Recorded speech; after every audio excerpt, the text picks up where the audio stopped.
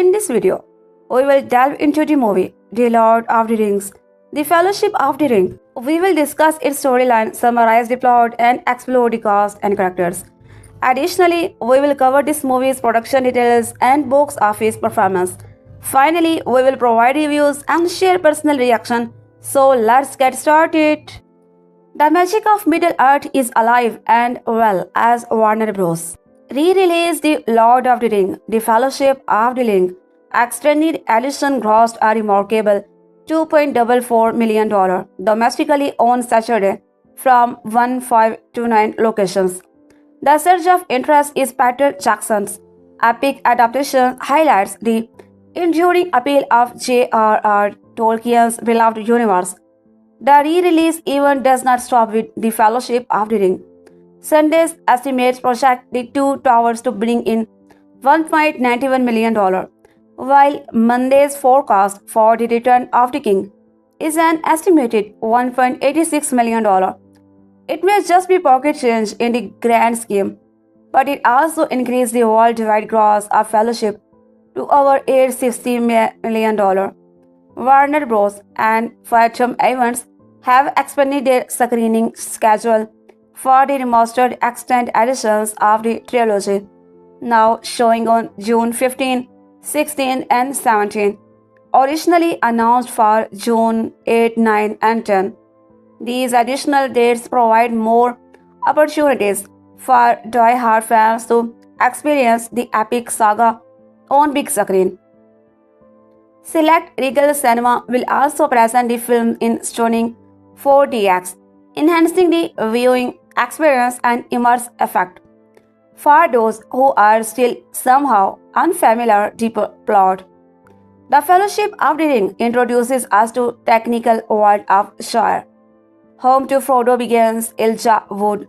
Frodo's peaceful life is upended when he inherits the One Ring from his uncle, Bilbo Baggins, and Lanholm.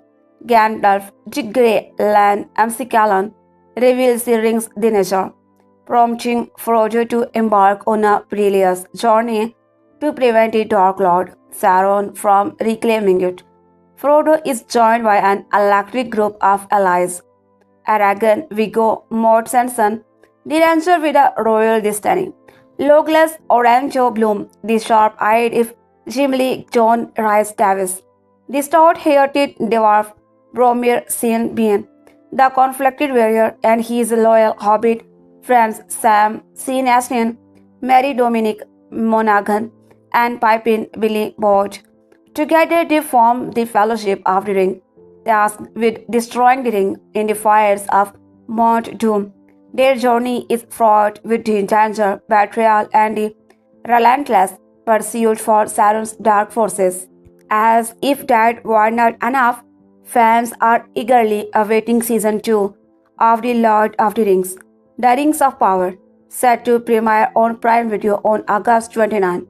The lush series continues to explore the rich tapestry of stories within Tolkien's world, promising more epic adventures and deep lore as viewers are shown how the Dark Lord Sauron first rose to power, and perhaps more relevantly, a new film entitled The Lord of the Rings, The Hunt for Gollum is on the way.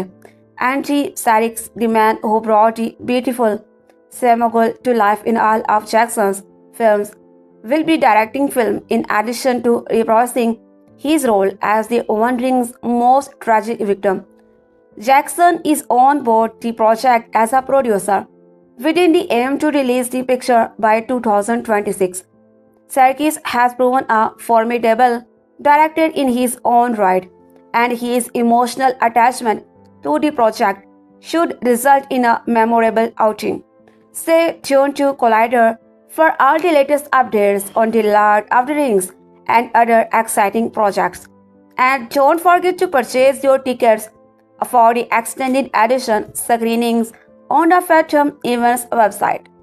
For a truly immersive experience, check out the 4DX showings at select Regal Cinema. The Lord of the Rings trilogy returned of a third and final round in theaters this weekend, concluding a special re-release run that began earlier in June.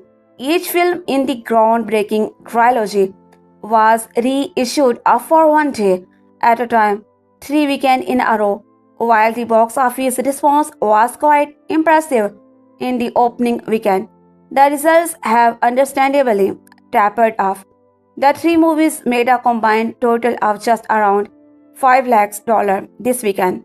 Having admittedly played in only 51 locations, the re-release, which comes courtesy of Phantom Events and Warner Bros., began on over 1,500 domestic screens.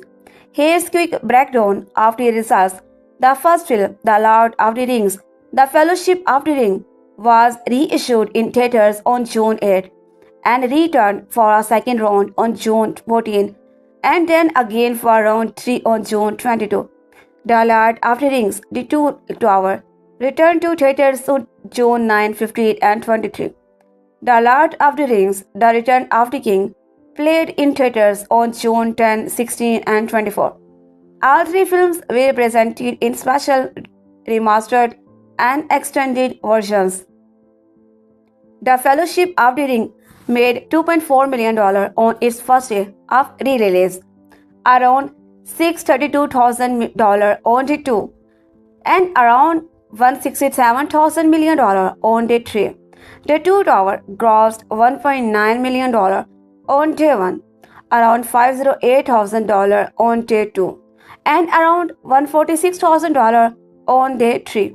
The Return of the King began its re-release run with $1.7 million, followed it up with around $113,000, and made $155,000 on its third and final day in theaters.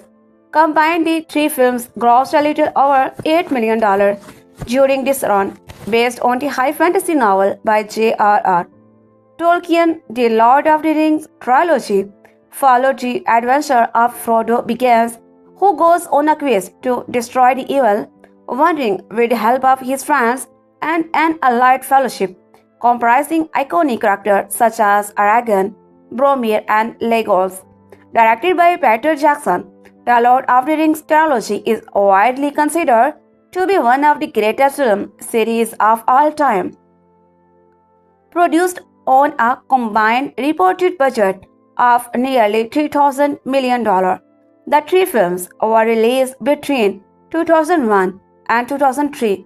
They grossed a combined total of nearly $3 billion worldwide and won a total of 17 Oscars from 30 nominations. The Return of the King famously swept the 76th Academy Awards, winning in each of the 11 categories. It was nominated for The Fellowship of the Rings. Total global haul stand at nearly $855 million. The Two Tower has generated $921 million, and The Return of the King has grossed $1.1 billion globally.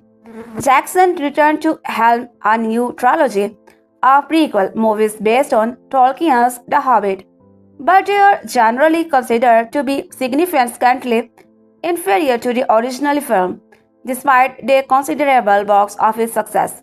He will next return as an executive producer on the upcoming anime film, The Lord of the Rings, The War of the Rohirrim, which is set for theatrical release later this year, and as a producer on Andy Serkis, tentatively titled The Lord of the Rings, The Hunt for Gollum, due for release in 2026. Prime Video, on the other hand, is gearing up to release the second season of its big-budget streaming series, The Lord of the Rings of Power, which takes place as the events of the movie.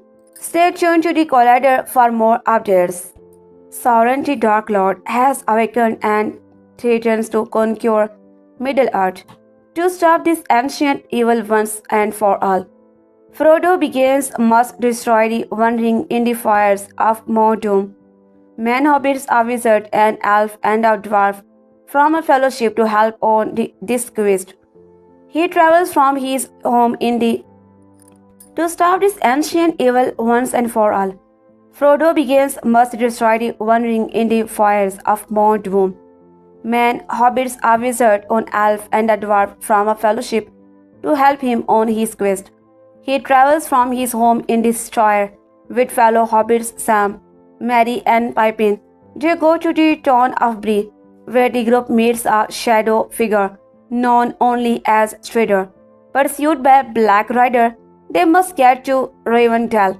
Upon their arrival, a council is convened, which decides the only course of action must be to take the ring to Mordor and destroy it. Frodo is joined by his friend Sam, Merry, Pippin, Aragorn, and Gandalf, and newcomers Gimli, Legolas, and Boromir.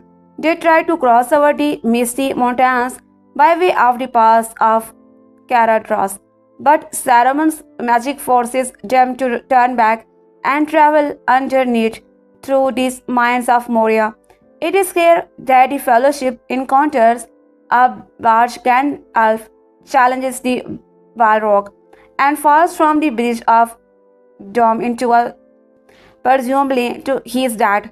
The Fellowship, excluding Gandalf, then travel to the country of the Elves in Lothlorien and down the Great River on boats, where the company supplies during an attack by Boromir is killed and Aragorn, Gimli, and Legolas split after the track the Uruk, who have captured Merry and Pippin. Frodo and Sam headed east in the direction of Mordor, following his 111th birthday party. Bilbo gives a ring to his nephew, Frodo. After some time, the wizard Gandalf the Grey begins to suspect Bilbo's magic ring may be one ring, lost of over 3,000 years, and writes to Minas for discouragement and confirmations of these suspicions. He is taken to a small room filled with many books and historical documents. After poring over all documents for months, he finds the account of the finding of the One Ring. Gandalf learns that the ring has several lines of black speech written on it. The only visible of the ring is heated with fire. He returns to Bag and only to learn that the ring Frodo has been holding into is, in fact, Sauron's One Ring. Gandalf tells Frodo to leave the Shire immediately. With the ring, Gandalf catches Samwise Gamgee eavesdropping by a window and decides to send him along with Frodo.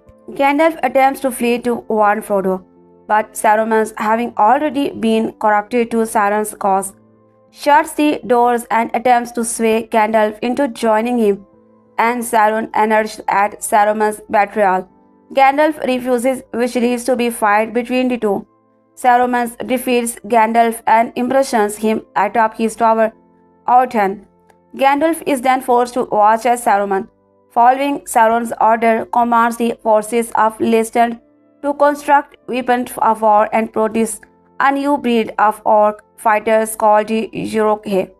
While traveling to the town of Bree, Frodo and Sam are soon joined by fellow hobbits.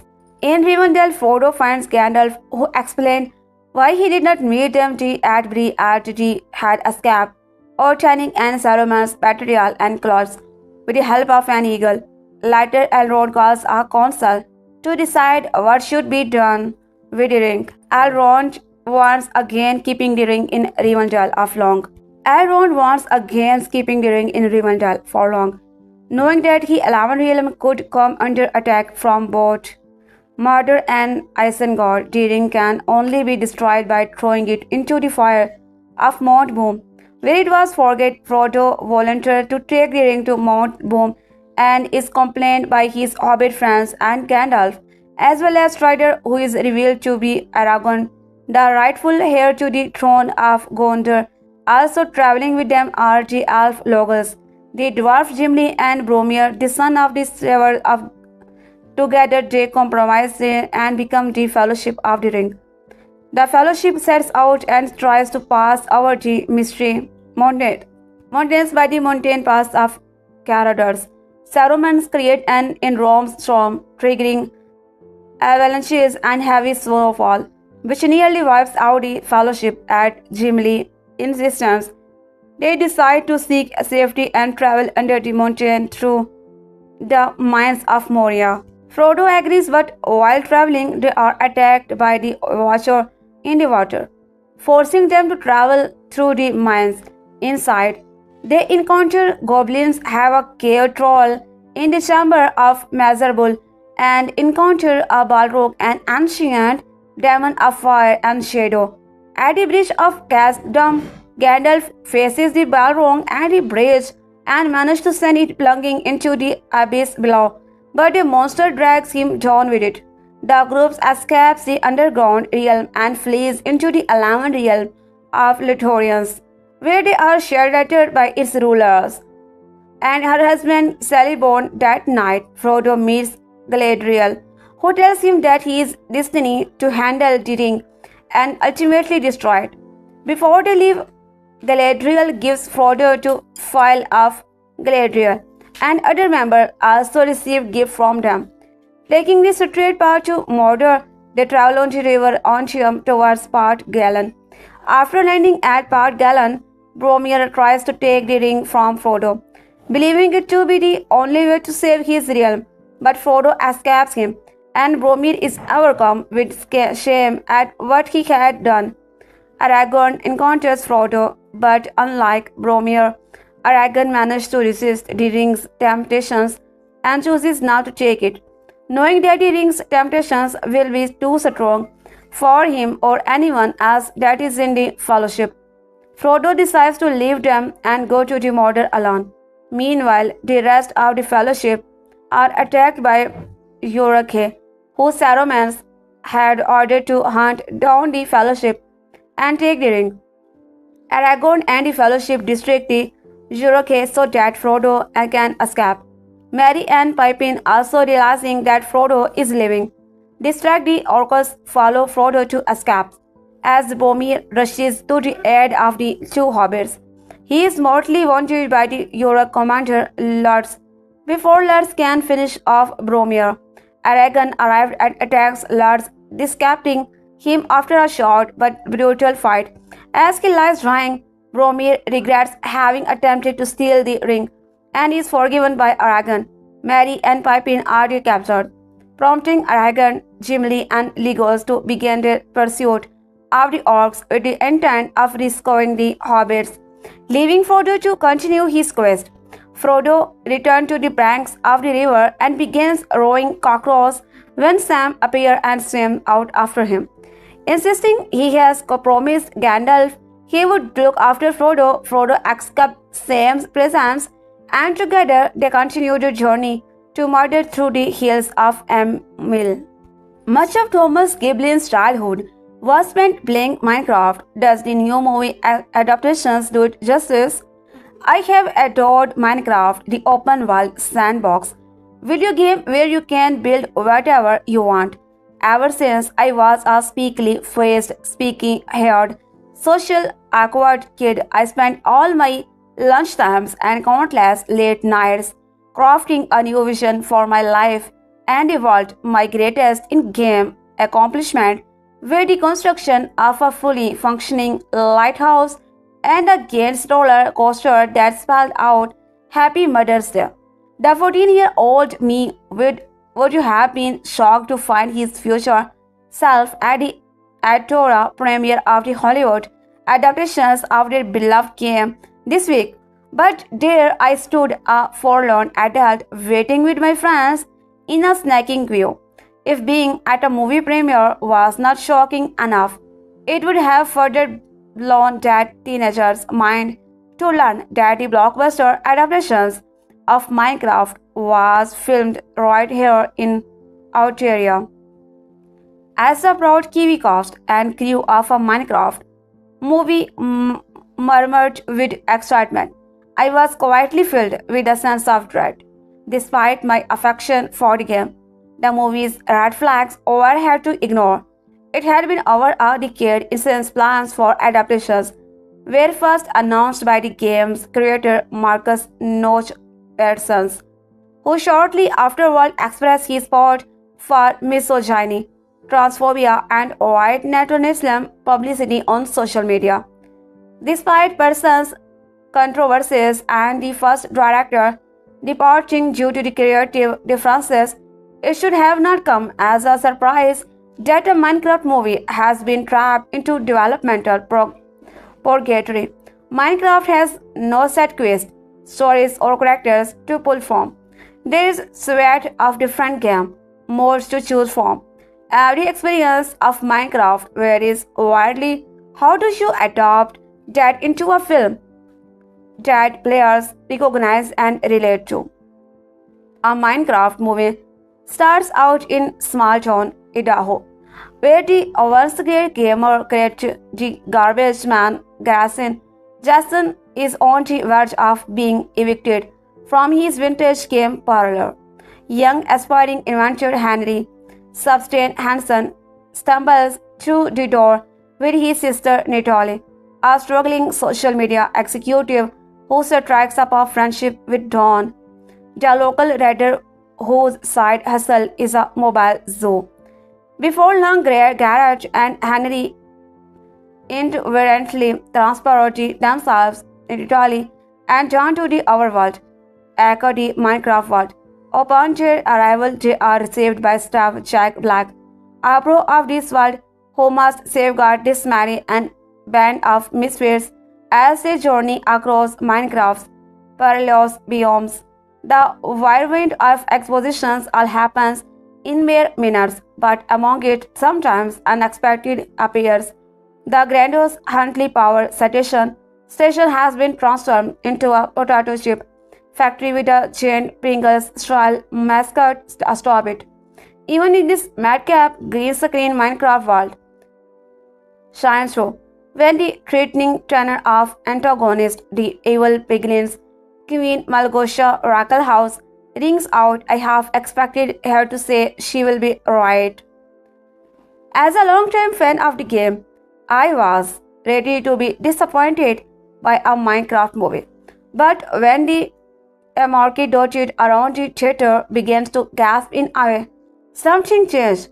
As the film's heroes worked together and fought off Malgosia's horde of piglins using the creativity and self-expressions that the Minecraft world empowers its own players with, I came to realizations it was time to pass the baton of Minecraft to those who now need it more than me. A Minecraft movie is far from perfect. It has a non-setting amount of candy-colored CGI, and Jack Black delivers one of the unfunniest performances I have ever seen, hamming things up to a tedious degree. Is exhaustively name drops, mechanics, tools, biomes, and mobs are from the game, but stays too focused on the punchline of a mildy, humorous gag or nonsensical song to properly explore why each element of Minecraft is so special. For a game containing limitless possibilities at your fingertips, a Minecraft movie could stand to be more creative in its storytelling. Instead, the film is low-stake but fun-filled spectacles with a surprisingly endearing and earnest celebrations of creativity and self-expressions at its heart. If any family friends Hollywood film to going to make millions of the hot to of clinical toy in merchandise, at least one disc has a message. One of the year's most anticipated shows returns with a dash of brains, splattered a dollop of human heart, and a focus on the troll of terrible decisions. The first season of The Last of Us ended with Ali Bella asking Joel Pedro to swear that everything he has told her about the Fireflies is true. Driven by protective instincts, Joel lies. He did not shoot up a hospital or his former comrades and still away to let correct moral instinct Geo paradise it all. Season 2 opens with a repeat of that scene and then casts a forward 5 years. Jolie's life was the crescendo of a season that rolled out scene after scene of spur of the moment but fraught decisions making. Surviving in post-zombie apocalypse world breeds moral ambiguity, haunting all who have made terrible decisions to keep themselves and others alive. 5 years later, Joel is carrying his lie heavily. Ellie is now 19 and constantly pissed off at him, and he is protective, volume where a frontier tone of the unfacted has arisen. The town was built for real north of Vancouver. Regular patrols keep the settlement safe from the infected hordes. Beyond the gates, Ellie and her friends Dina take part and fire rounds of ammunition into the heads of the undead, picking them off one by one.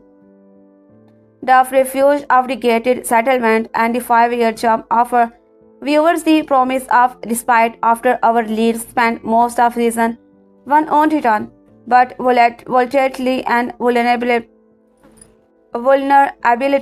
are apparent early in the first episode.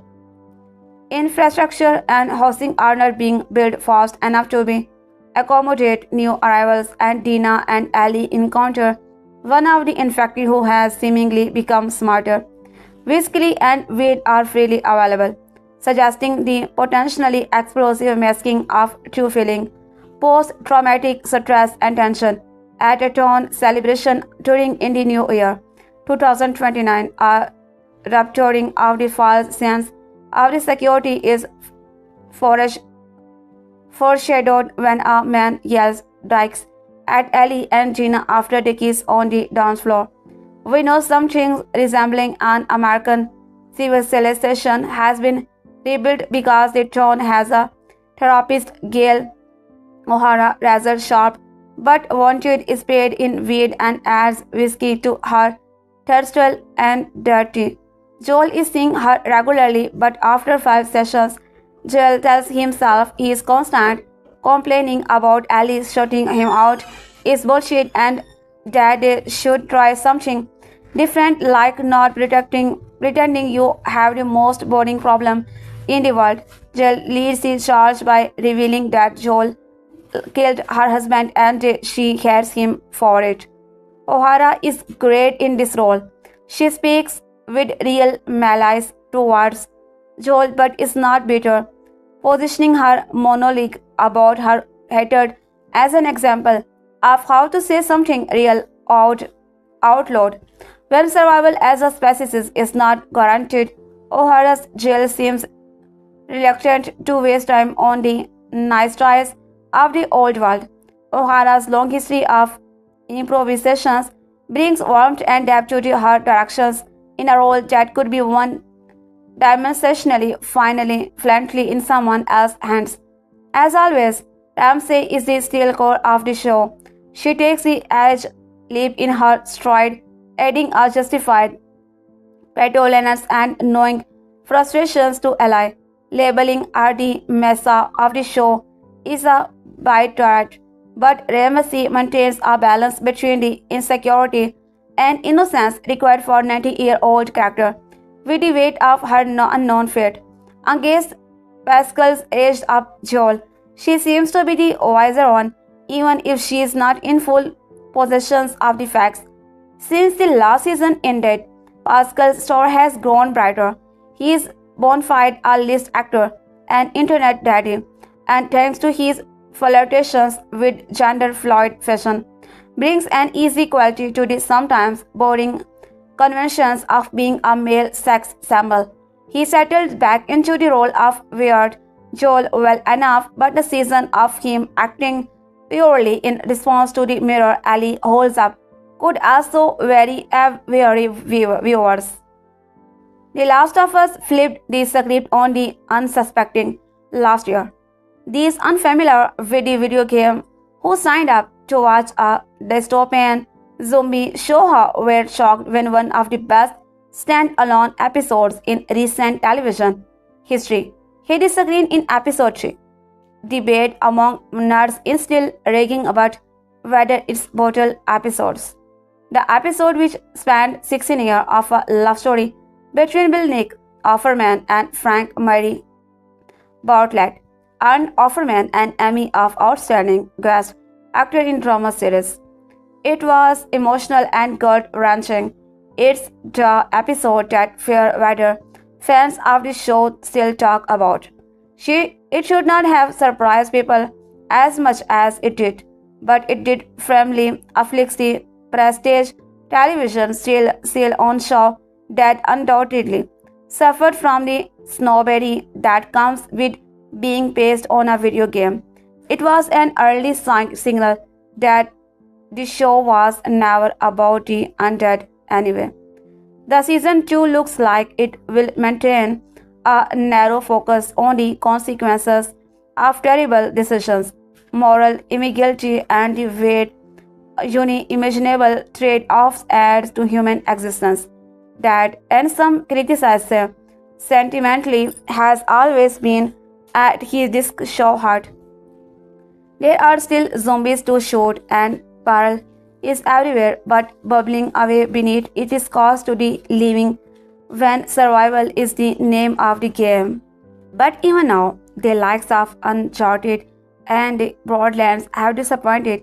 Thankfully, our Minecraft movie does its level best to bring us the joy of this wildly popular 3D sandbox game. Our 300 million units sold and counting. At times, a Minecraft movie feels like a comedic scrap between the three J's, Jack, Jason, and Jennifer. Led by Jack Black, he is joined by the musical born Jason Momoa and the White Lotus comic goddess Jennifer Coolidge, each bringing their own brand of lunacy to the Minecraft universe. Their combined energy power this film through even when the plot flags or gets bogged down by visual effects.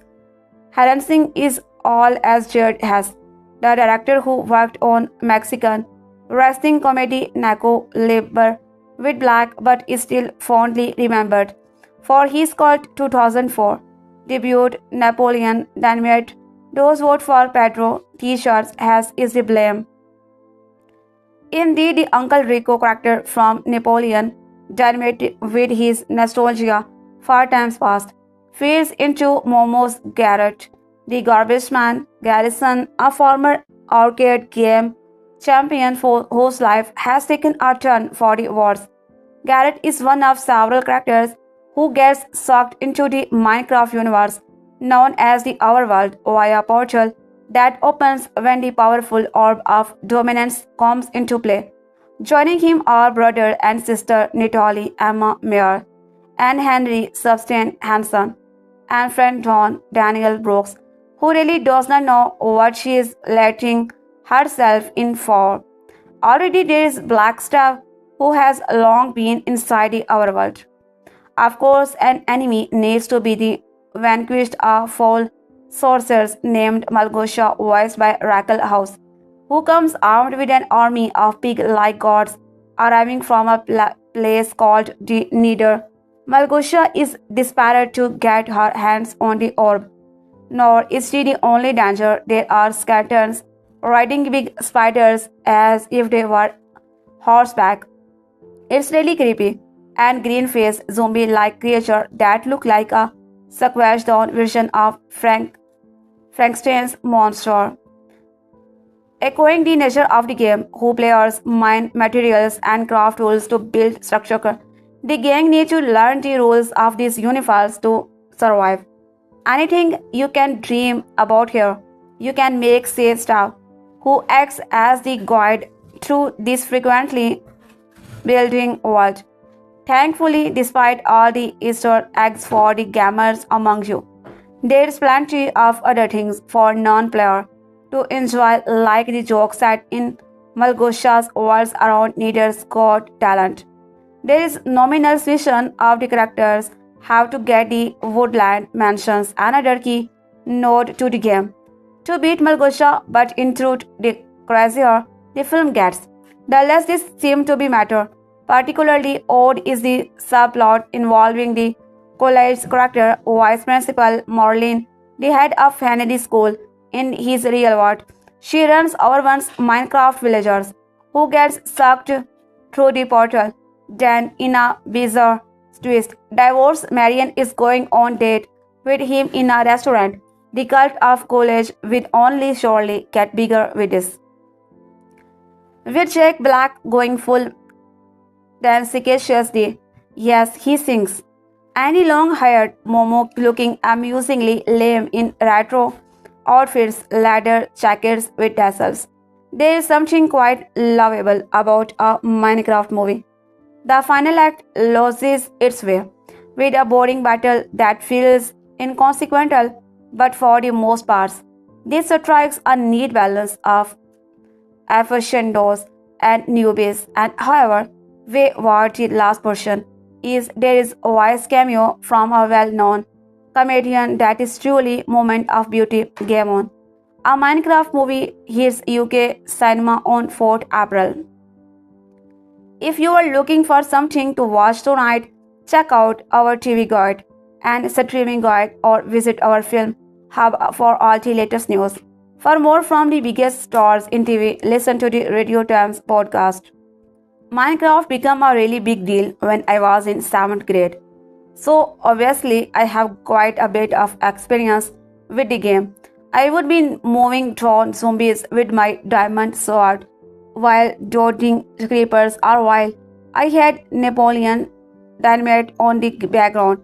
Little did I know that the man who directed my favorite comedy at the time, J.R.R. would go on to direct a big screen adaptations of Minecraft nearly a decade and a half later. The Swedish video game, which launched in 2011, has become the best-selling video game of all time.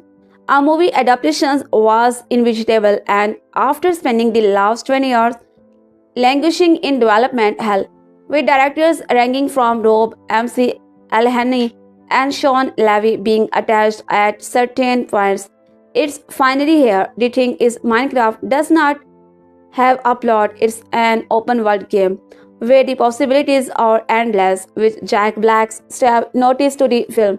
With a blocky design, the game has player building, mining, crafting, and fighting mobs such as zombies, creepers, skeletons, spiders, and endermen. When the first teaser trailer dropped for a Minecraft movie back in September, it was met with a lot of security online. The movie's visual effects leaned into the uncanny valley, and a bizarre inclusion of a black classic beatless song made it feel even more like a fever dream. There have been hundreds of Minecraft animators posted on YouTube over the year, so why not just make the movies animated? Regardless, the movie finally here and is surprisingly tolerable. Why? What is a Minecraft movie about?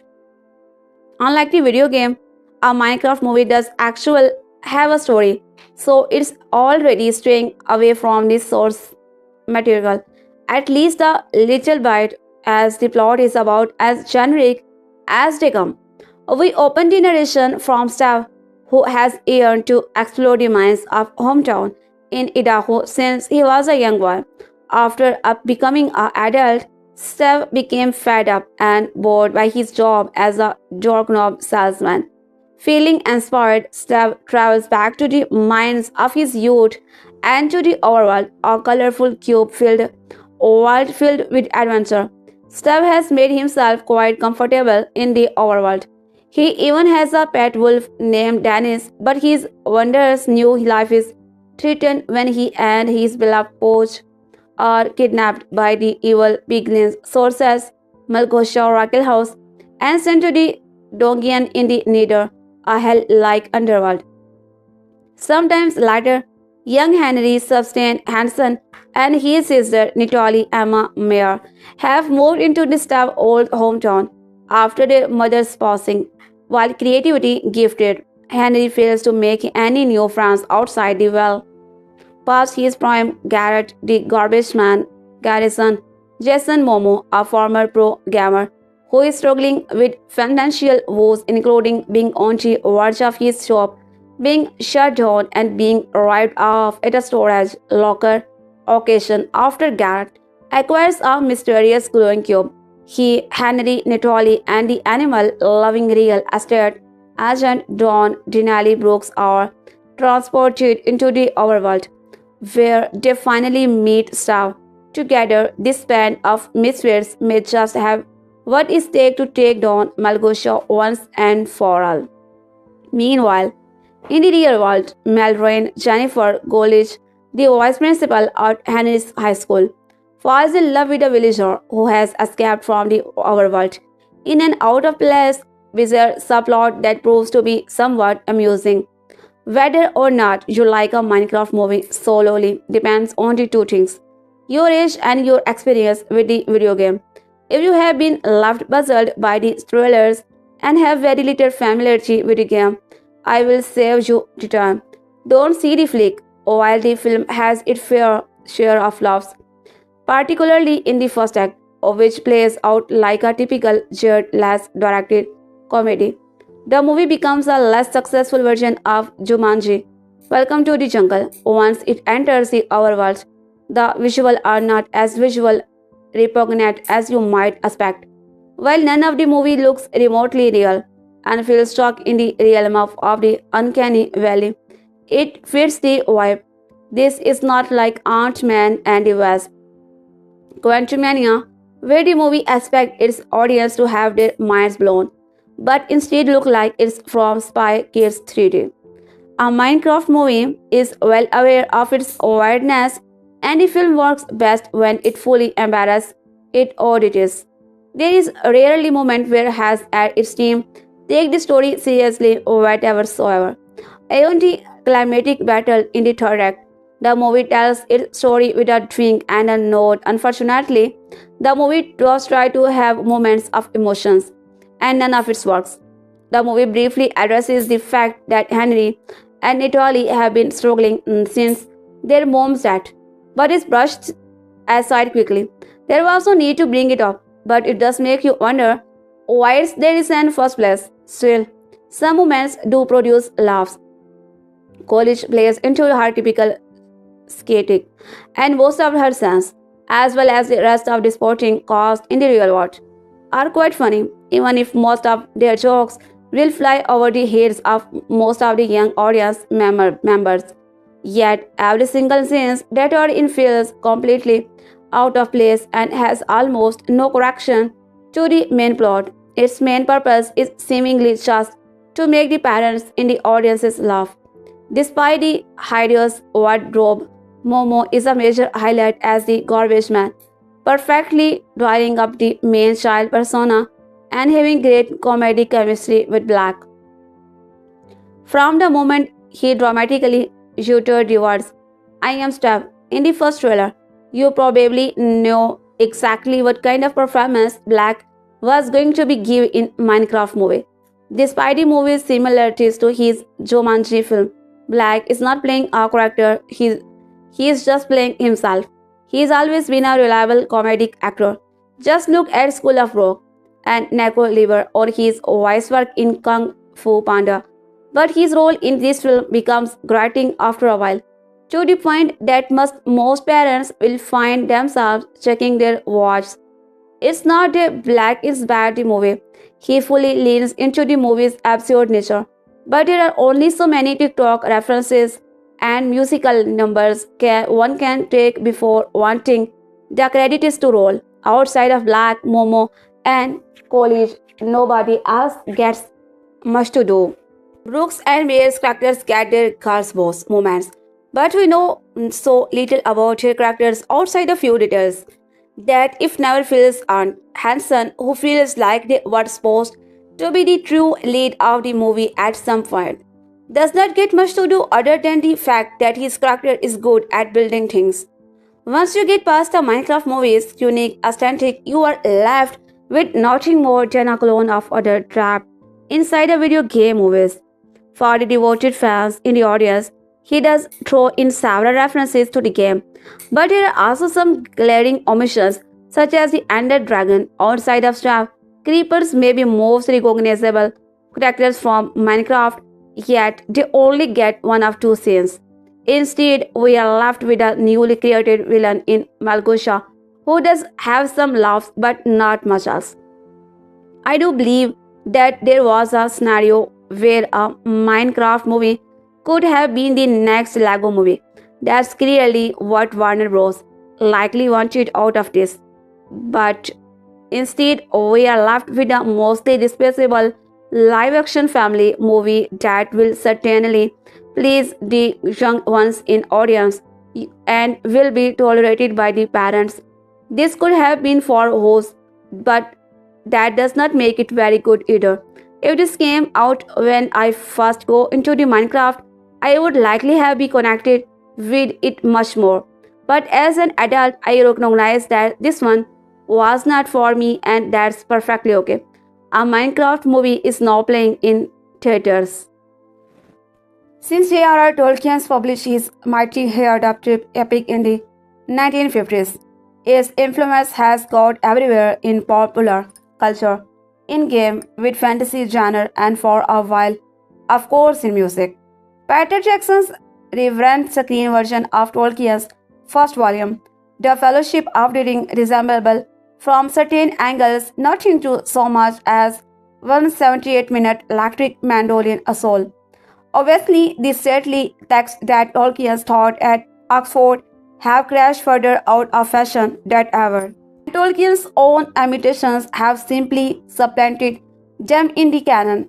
Though fans of Lord of the Rings go on the gobble up Lee Morty, Daughter, Trolls and Chrysocides, or perhaps Sir Gawain and the Green Knight in Professor Tolkien's own Magistrial. It's still free to read. This is not a paywall. We are committed to keeping our quality reporting open by registering and providing us with insight onto your preference. It's been roughly 11 years since I first watched The Lord of the Rings, The Fellowship of the Ring. I never pressed play on the sequels. Devout readers know my difficulty with the fantasy genre. I am always within arm's reach of appreciation and almost exclusively removed from obsession. I am sure I will get some mail from people demanding I watch the extended editors. Maybe one day down the road, but I know I needed to tackle arguably my biggest blind spot as film critic as well as viewer initially witnessed them. What can be written about J.R.R. Tolkien's Lord of Rings trilogy, book or movie? It's one of the most revered trilogies of all time, and Tolkien remains one of modern fantasy's founding fathers. Film criticized James, while The Lord of the Rings may not be the longest or most complex fantasy series to date, it remains the standard against which all similar works are measured. Based on Tolkien's novel, published in 1954, 17 years after The Hobbit, The Fellowship of the Ring begins the peaceful countryside of the Shire on Middle-earth.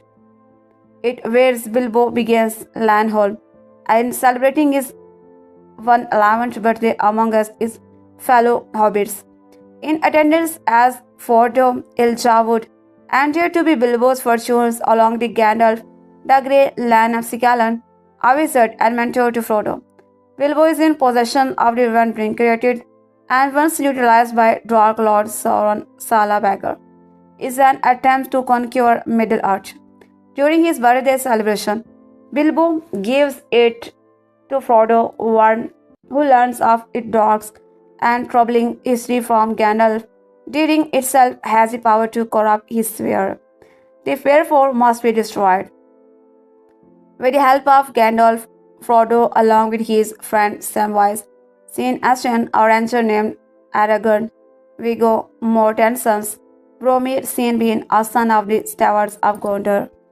Broking no argument, history should quickly regard Peter Jackson's The Fellowship of the Ring as the first installment of the best fantasy epic in motion picture history.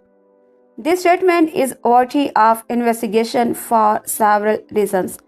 Fellowship is indeed merely an opening salvo, and even after 3 hours in the dark, you will likely exit the cinema ravenous with anticipations for the further 2 parts of the trilogy. Fellowship is also unabashedly rooted to the fantasy genre, not to be confused with the techno-cool of good science fiction, nor even the cutesy charm of family fare like Harry Potter. The territory of Tolkien is clearly marked by goo and goblin and gobbledygook. Persons with an aversion to lines such as to the bridge of Hasdrum are as well to stay within the Shire like comforts our home, dear loss. With their caveats in place, it bears repeating. Fantasy does not come final. There are electrifying moments, notably the computer-assisted swooping camera through Isengard is transformed into a factory for evil. When Jackson's flight of fancy approaches the sublime as the romantic poets would understand it, inspiring awe. Leaving aside the thorny issue of Tolkien's diehards and their inevitable griefs. What no Tom Bombadil, Jackson's screenplay, written in collaboration with Fran Walsh and Philippa Boyens, is both bolder and more judicious than Stephen Clove's surprisingly triumphant retreat of Harry Potter, in particular rescuing the romance of Araman and Aragorn from the footnotes and the elevations of Saruman to all action. Bad Guy actually has a corrective influence on Tolkien's often oblique and female sparse source material. There are problems. The 3-hour running time is high on incident and long, discernible form. After successive detours to elf habitats, Rivendell, the watery home of Elrond, and Lothlorians, the forest home of the Lady Galadriel, the ununited mighty well ask why these crazy elf kids can't just live together and spare us all attenuated dramatic structure. More importantly, the action clearly climaxes in the disparate flight from the ruins of Moria, where the largely seamless SFX is showcased in the best possible light. Total darkness, but the narrative demands a different, downbeat ending indeed, but for some fun emotional playing from being. Mortensen, Astin, and Wood, the final fight might feel like a particularly brutal game of paintball. Is Bluebell Wood, but then the real battles are yet to come. Blockbusters to Shame Fellowship is impeccably cast and constructed with both care and patience. This is a labor of love that never feels labored. Emotional range and character depth ultimately take us beyond channel limitations, and it's a train of Mr. Potter. I don't know about these light up. That was until 12 a.m. on December 9, 2001. After a long wait in line, finally go to my seat in the Sony Metron IMAX theater in Downtown San Francisco to witness what many criticized had claimed to be impossible of almost 50 years, a live-action version of J.R.R. Tolkien's The Lord of the Rings from the original internet review. From the original internet preview so long ago, it had been a tortuous wait that was made even worse a few short months before the premiere of the film. Earlier that year, we had the chance to view the 20 minutes of footage that New Line cut together for the Cannes Film Festival. It featured a montage of never-before-seen footage and dialogue leading up to the Moria sequence, where to the first time we were able to see fully complete effect sequences and listen to Howard Shore's complete score. The Moria sequence was complete from Valiant's Tomb all the way up to the first reel of the Balrog set. The New Line decided to torment viewers even more by then showing 5 minutes of footage from both the Two Tower and Return of the King, which ended with a shot of Frodo and Sam at the cracks of Boom, right as Frodo is about to lose in the ring. Nonetheless, the footage renewed our hopes that Fellowship would not be a disaster. The Hobbit effects worked, the score was very fitting, and the whole thing seemed perfect. So after 3 hours in the giant IMAX auditorium on that cold December night, I was fully ready to sit there another 6 hours to see both the towers and Return of the King right then. But I know that it would be another year until the second installment, and I know that the next year would be a tortuous wait, and it has been. The Two Tower is still about 4.5 months away, But Fellowship of the Ring is finally here on DVD, so all of us freaks can watch it on a continuous loop until December 18th. This initial release of the Fellowship of the Ring is the 178 minutes. Will release an extended cut of the film that includes roughly 30 minutes of additional footage. You can see a small preview of the edition on the screw of this set. This set feels like an archive of the original theatrical release. In the extras, you not only get the trailers and the best TV spots, but you also get the features that the official Lotter site ran over the air before the movie came out. There are also the television specials, but putting those web features that trailers on the disc brings back memories of anticipating the movie, and for a big fan, that's something cool to have. Do not waste any time anymore. Let's just dive into review of this excellent movie, which begins on page 2. Note all movie captures in this review may be clicked onto view on 853 by 480 high-res capture. Those who have been in the Fellowship of the Ring know how great the movie is. For those few people who have not, allowed me to educate you. Peter Jackson's Philippa Boyens and Francis Foch had a truly daunting task. They had to convert Tolkien's lengthy fantasy epic into a motion picture screenplay, while still staying true enough to the next to respect it and keep fans happy. And with the Fellowship of the Ring, they did a pretty amazing job. There are changes sure as it true is possible to completely translate the entire text of the Lord of the Rings into a coherent screenplay, let alone just 1/3 of the story. But the change that they made are completely sensible and don't harm the spirit of intention of the story in any way. We don't have them bombardly. Our roles has been expanded greatly, and there are many other small changes to the story to make it flow as a movie should, especially since this first part of the Lord of the Ring is the slowest. But the things they added in are great. You actually see things are in the films that are one mentioned in the books. One example is when Gandalf leads to Minas Tirith to read the account of Isildur, and moving Boromir's that from the beginning of the Two Tower to the end of the Fellowship is a great change, as it would have been a bad way to start the second movie. It's not word for word, but it's pretty close. All of the important dialogue is spoken in the movie, and some of it is exactly as it appeared in the original text. There are even little mentions of the hobbit, such as where Bilbo is recounting his adventure with the three trolls to some young hobbit. And later we see the three stone trolls after Frodo is injured by the ring wraiths.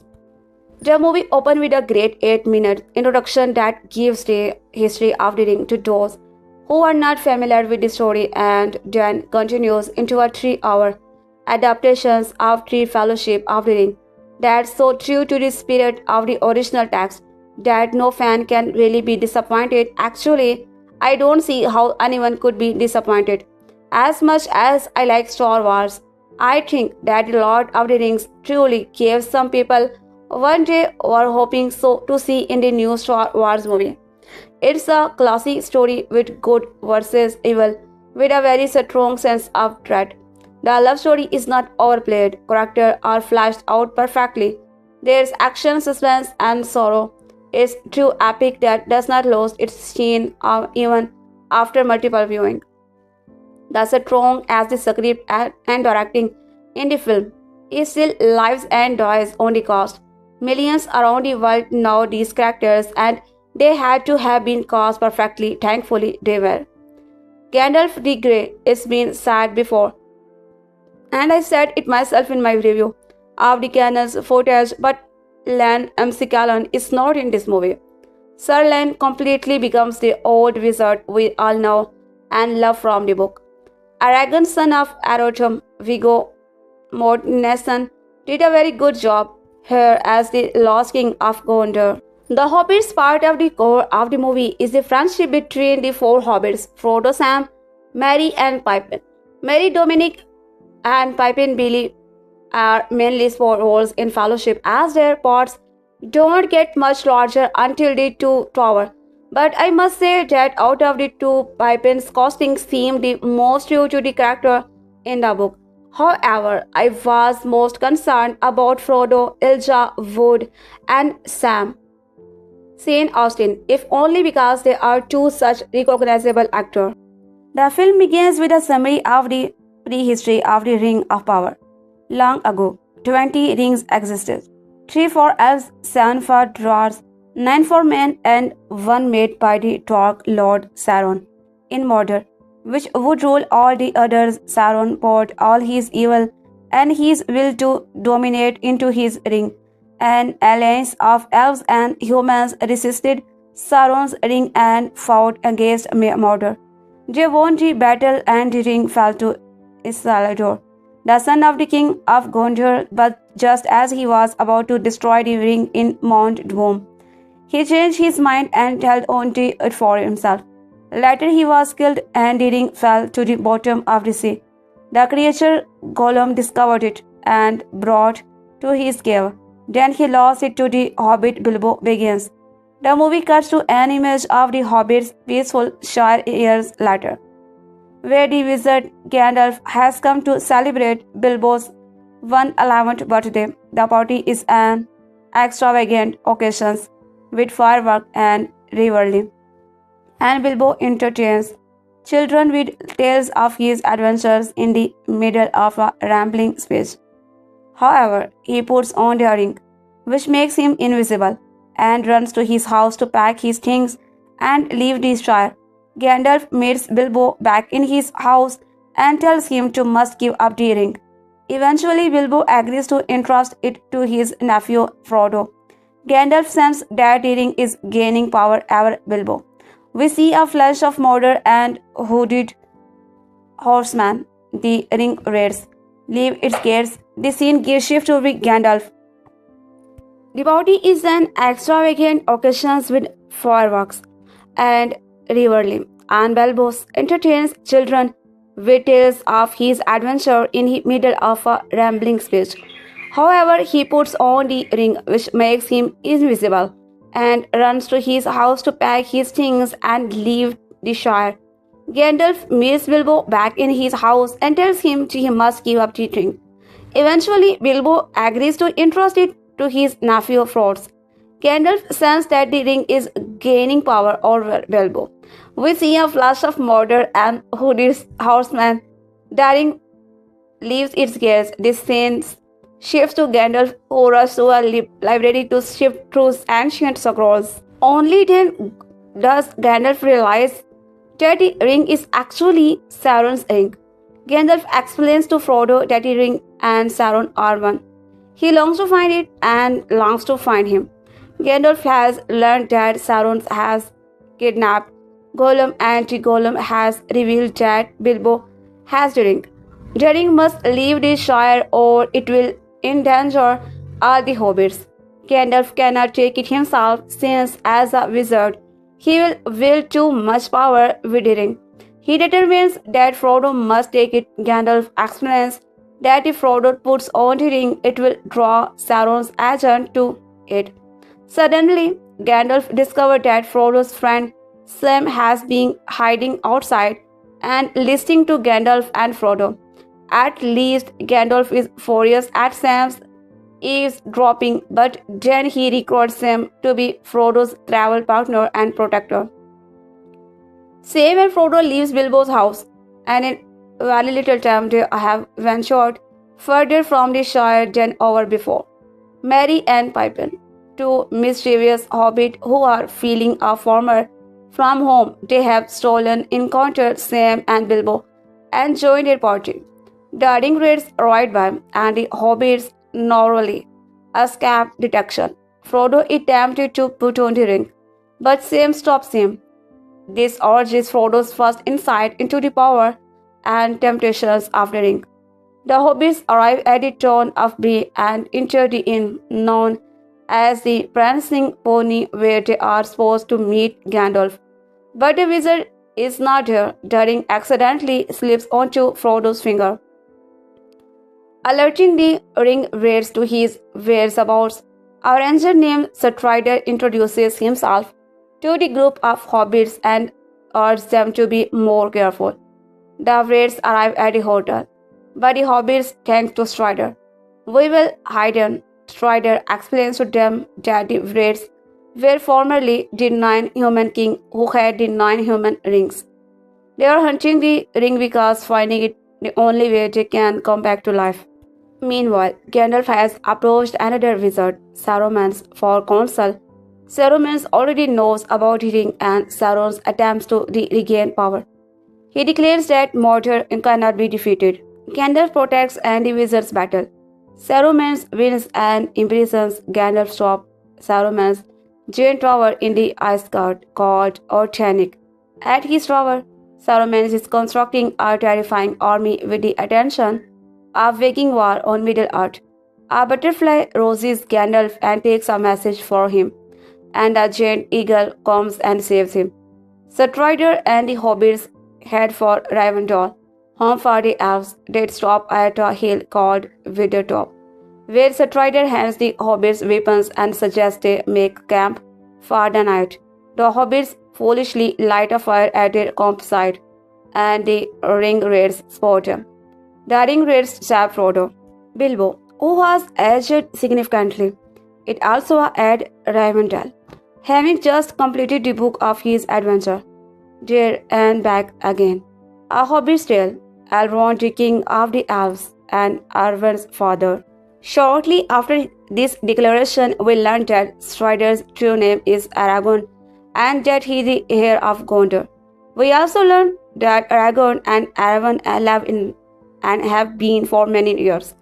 However, this love requires that Arwen sacrifice her immortality, one of the chief attributes of elves.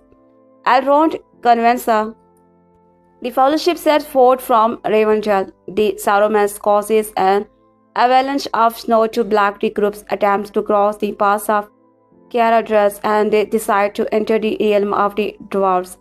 The Mines of Moria. Inside Moria, the party discovers that all the dwarves has been killed, and soon the Fellowship is surrounded by an army of orcs, inhuman creatures that are also brutal, ruthless warriors. The orcs despair, however, at the approach of a Blorg, a demonic creature from the underworld.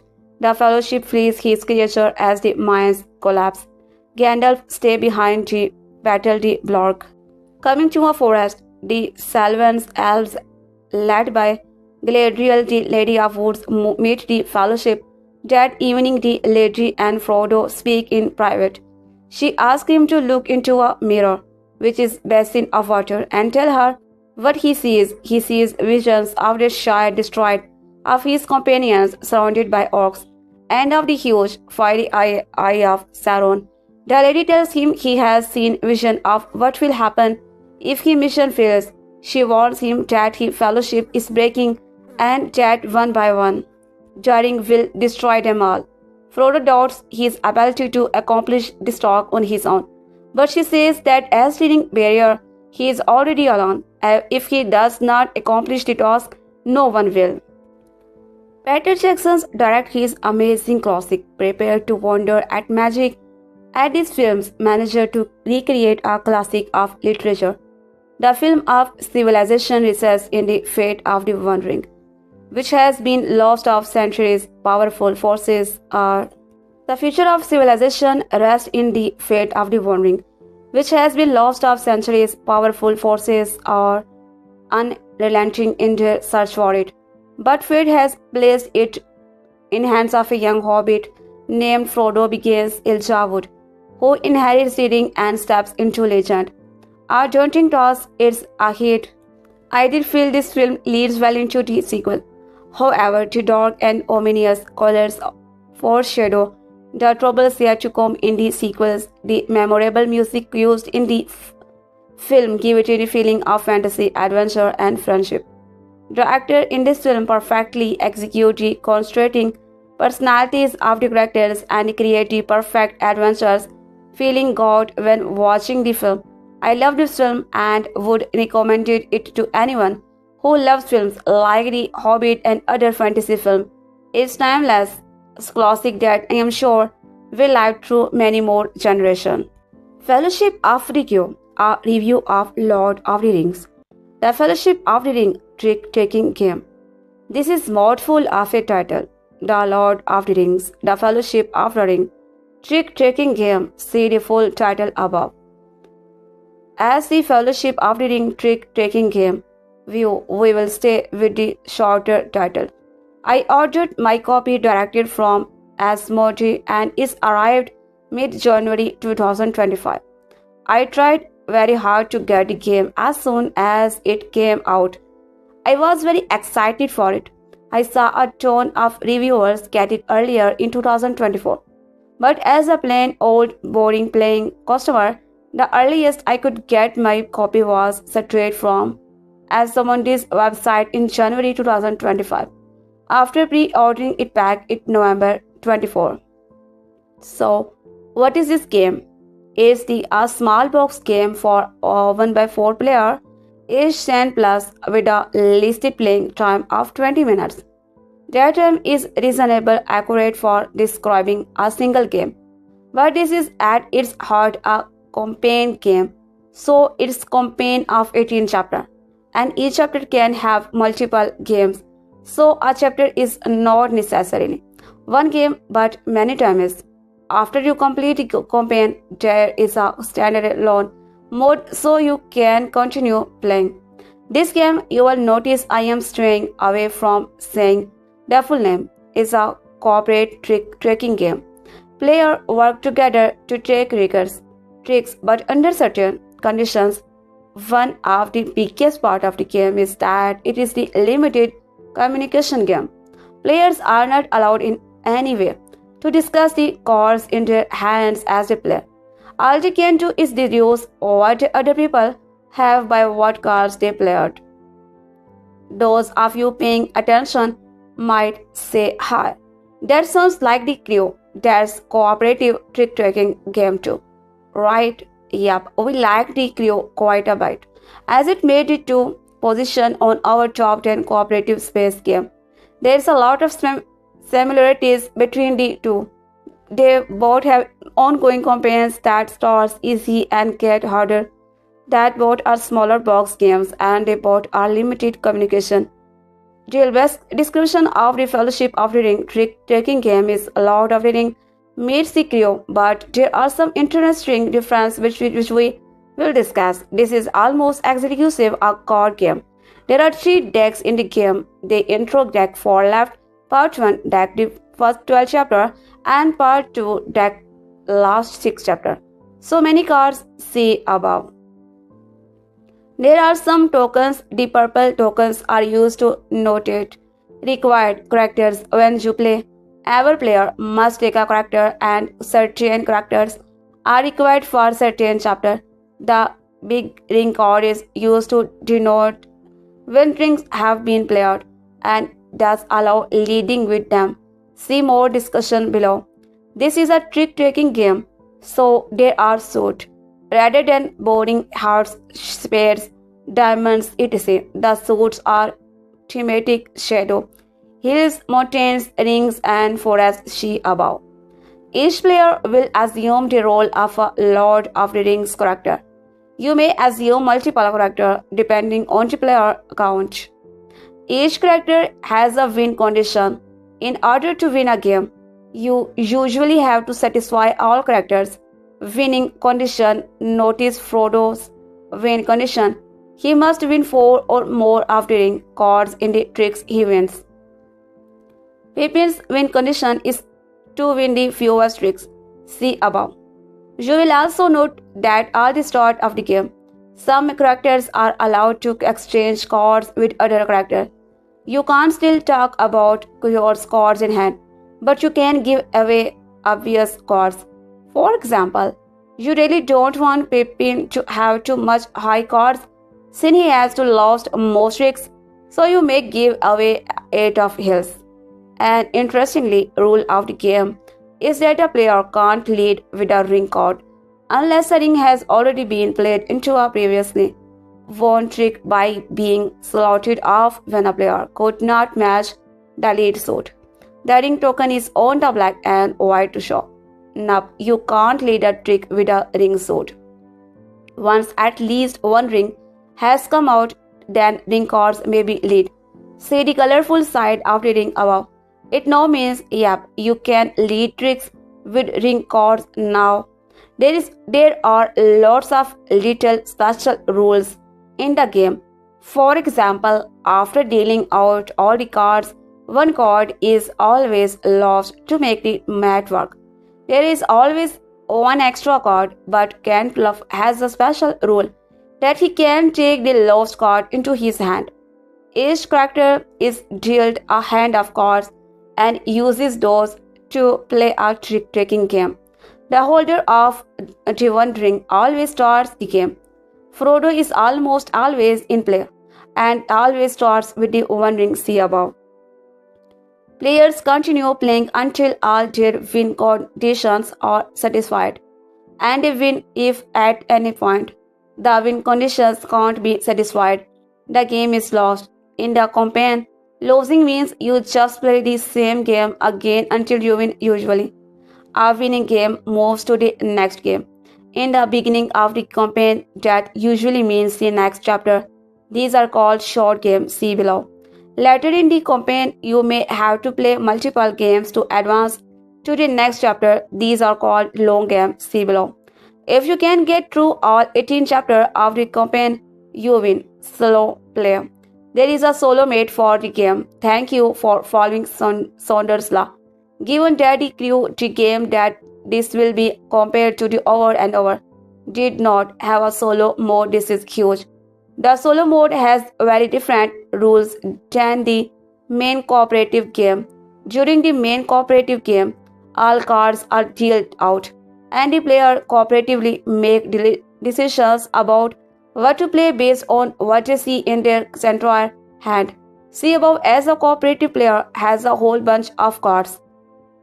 In the solo game, the solo player assumes the role of 4 of the character and only gets part of each hand. 4 cards each to start. See above, as chapter 1 has the solo player playing 4 characters with the cards each. Each character gets 4 cards, see above, and will get a new card after a trick is taken. So the solo player has to decide how to play cards based on seeing all the characters, but not all cards per hand. So this is a solo mate which requires the solo player to cooperate 4 characters. Normally, I worry about the intellectual overload, the context switching between characters, and general maintenance, but it's really not an issue here. Each character is very simple to operate. They don't have special power. They simply have a special winning condition. It's really easy to look at the board, see above, and get a sense of what each other character should play. The solo mode requires you to look at all the cards in all the hands of all the characters and make decisions to achieve their win goals. That sounds daunting, but it really is not.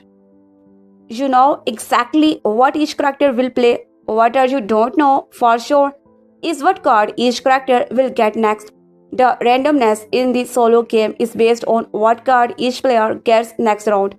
I never found this randomness too debilitating. I had a few games where the cards went against me, but it was easy to replay that game. Remember, this is 20 minutes game, so any randomness in the deals, even if I completely tuck socks, will be over soon and you can play another game.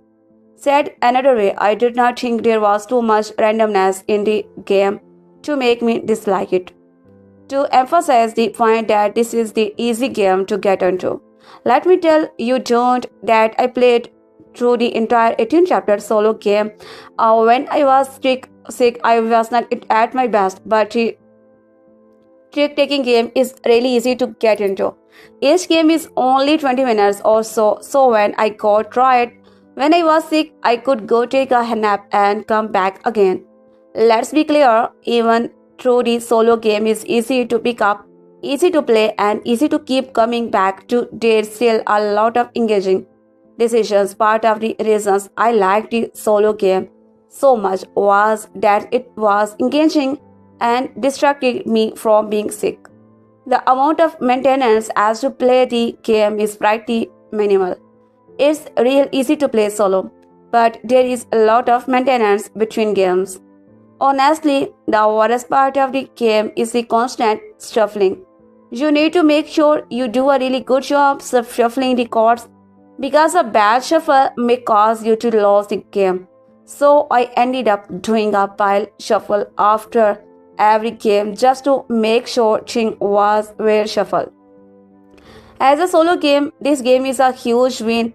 It's easy to learn, easy to play, and engaging enough to keep coming back to. Like I said, I played the entire 18 chapter campaign solo when I was sick, and it was great. It's easy enough to play when you are distracted, but fun enough to keep you engaged. Major win for having a solo mode. What's the score? The Crew 0 Fellowship of the Ring Trick Taking Game 1.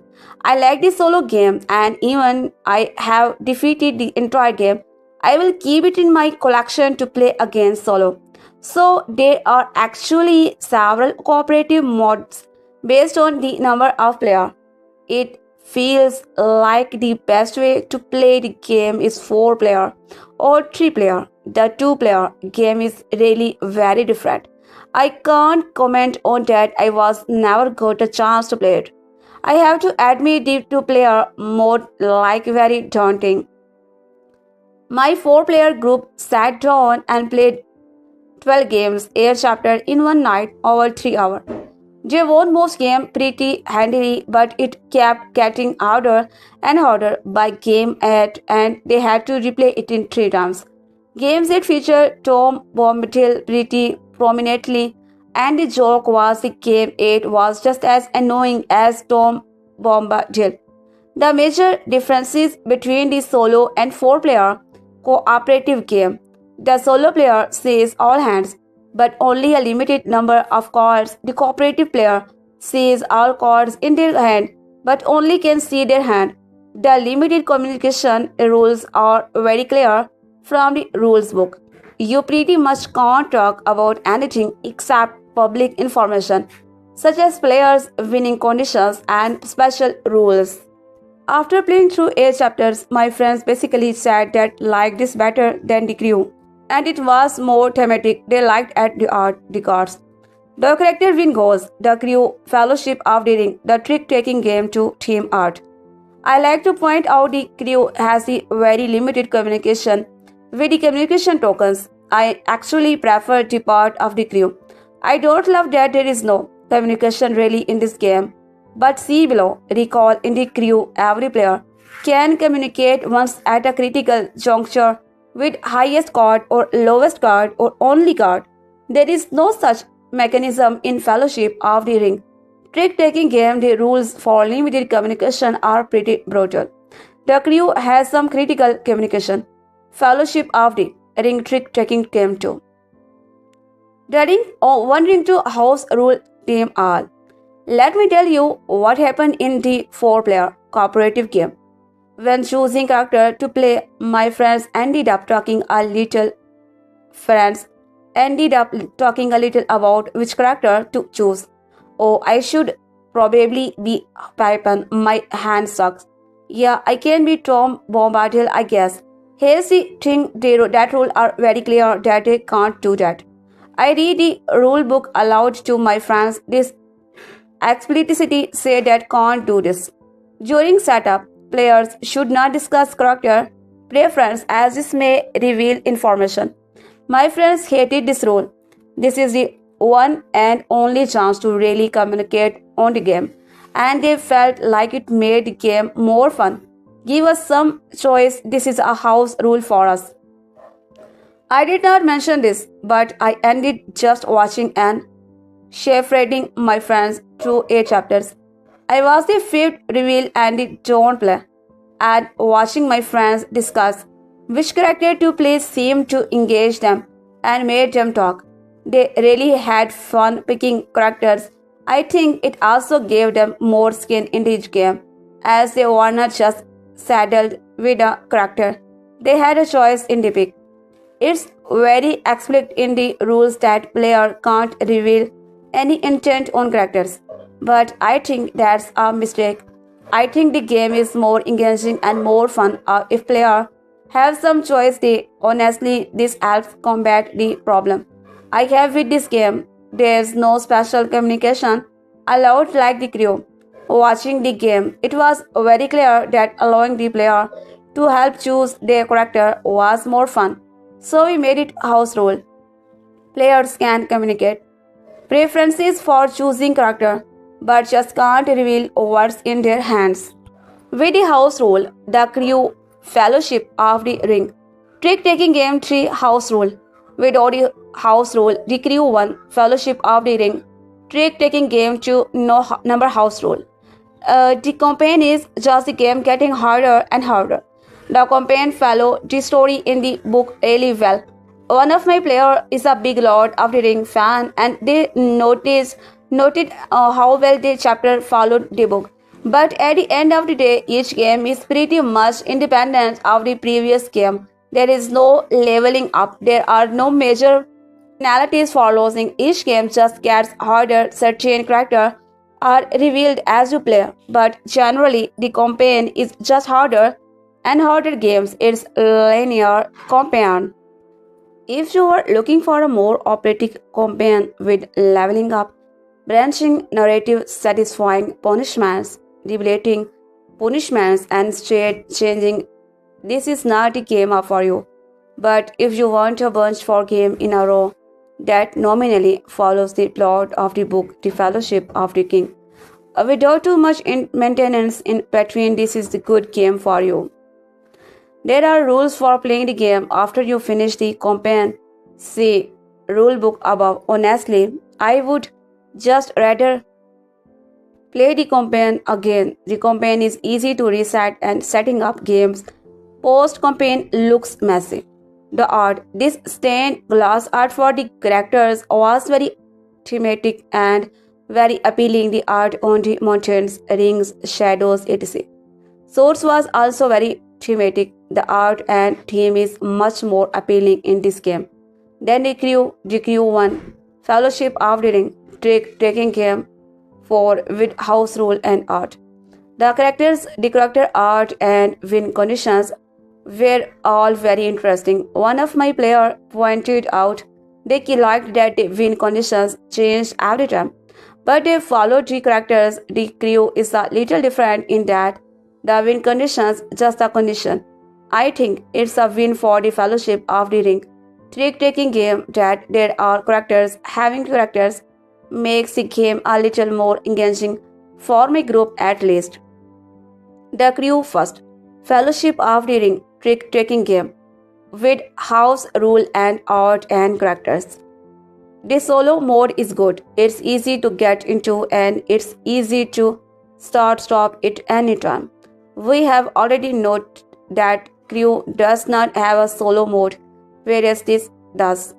Communication too limited. I think the crew has a major advantage by giving player chances to do communication at critical time. There is no such mechanism in this game. I don't want to undersell this point. This is one of the major reasons I adore the crew. The whole idea of communication is critical piece of information is at just the right time is such an engaging and interesting mechanism in the crew. There is nothing like that here. I will say that the house rule we proposed allow characters to more interactively choose character goes along very towards elevating this issue. So much shifting, just be aware how much shifting there is. You may want to sleeve your cards. Since each game is only 20 minutes, these cards get touched and shuffled a lot. I currently don't have any of my cards sleeved, but maybe I should. The Lord of the Rings Fellowship of the Ring, the trick-taking game, is a fantastic game that I think people will adore. I watched as my group just jumped and played 3 hours and had a ball.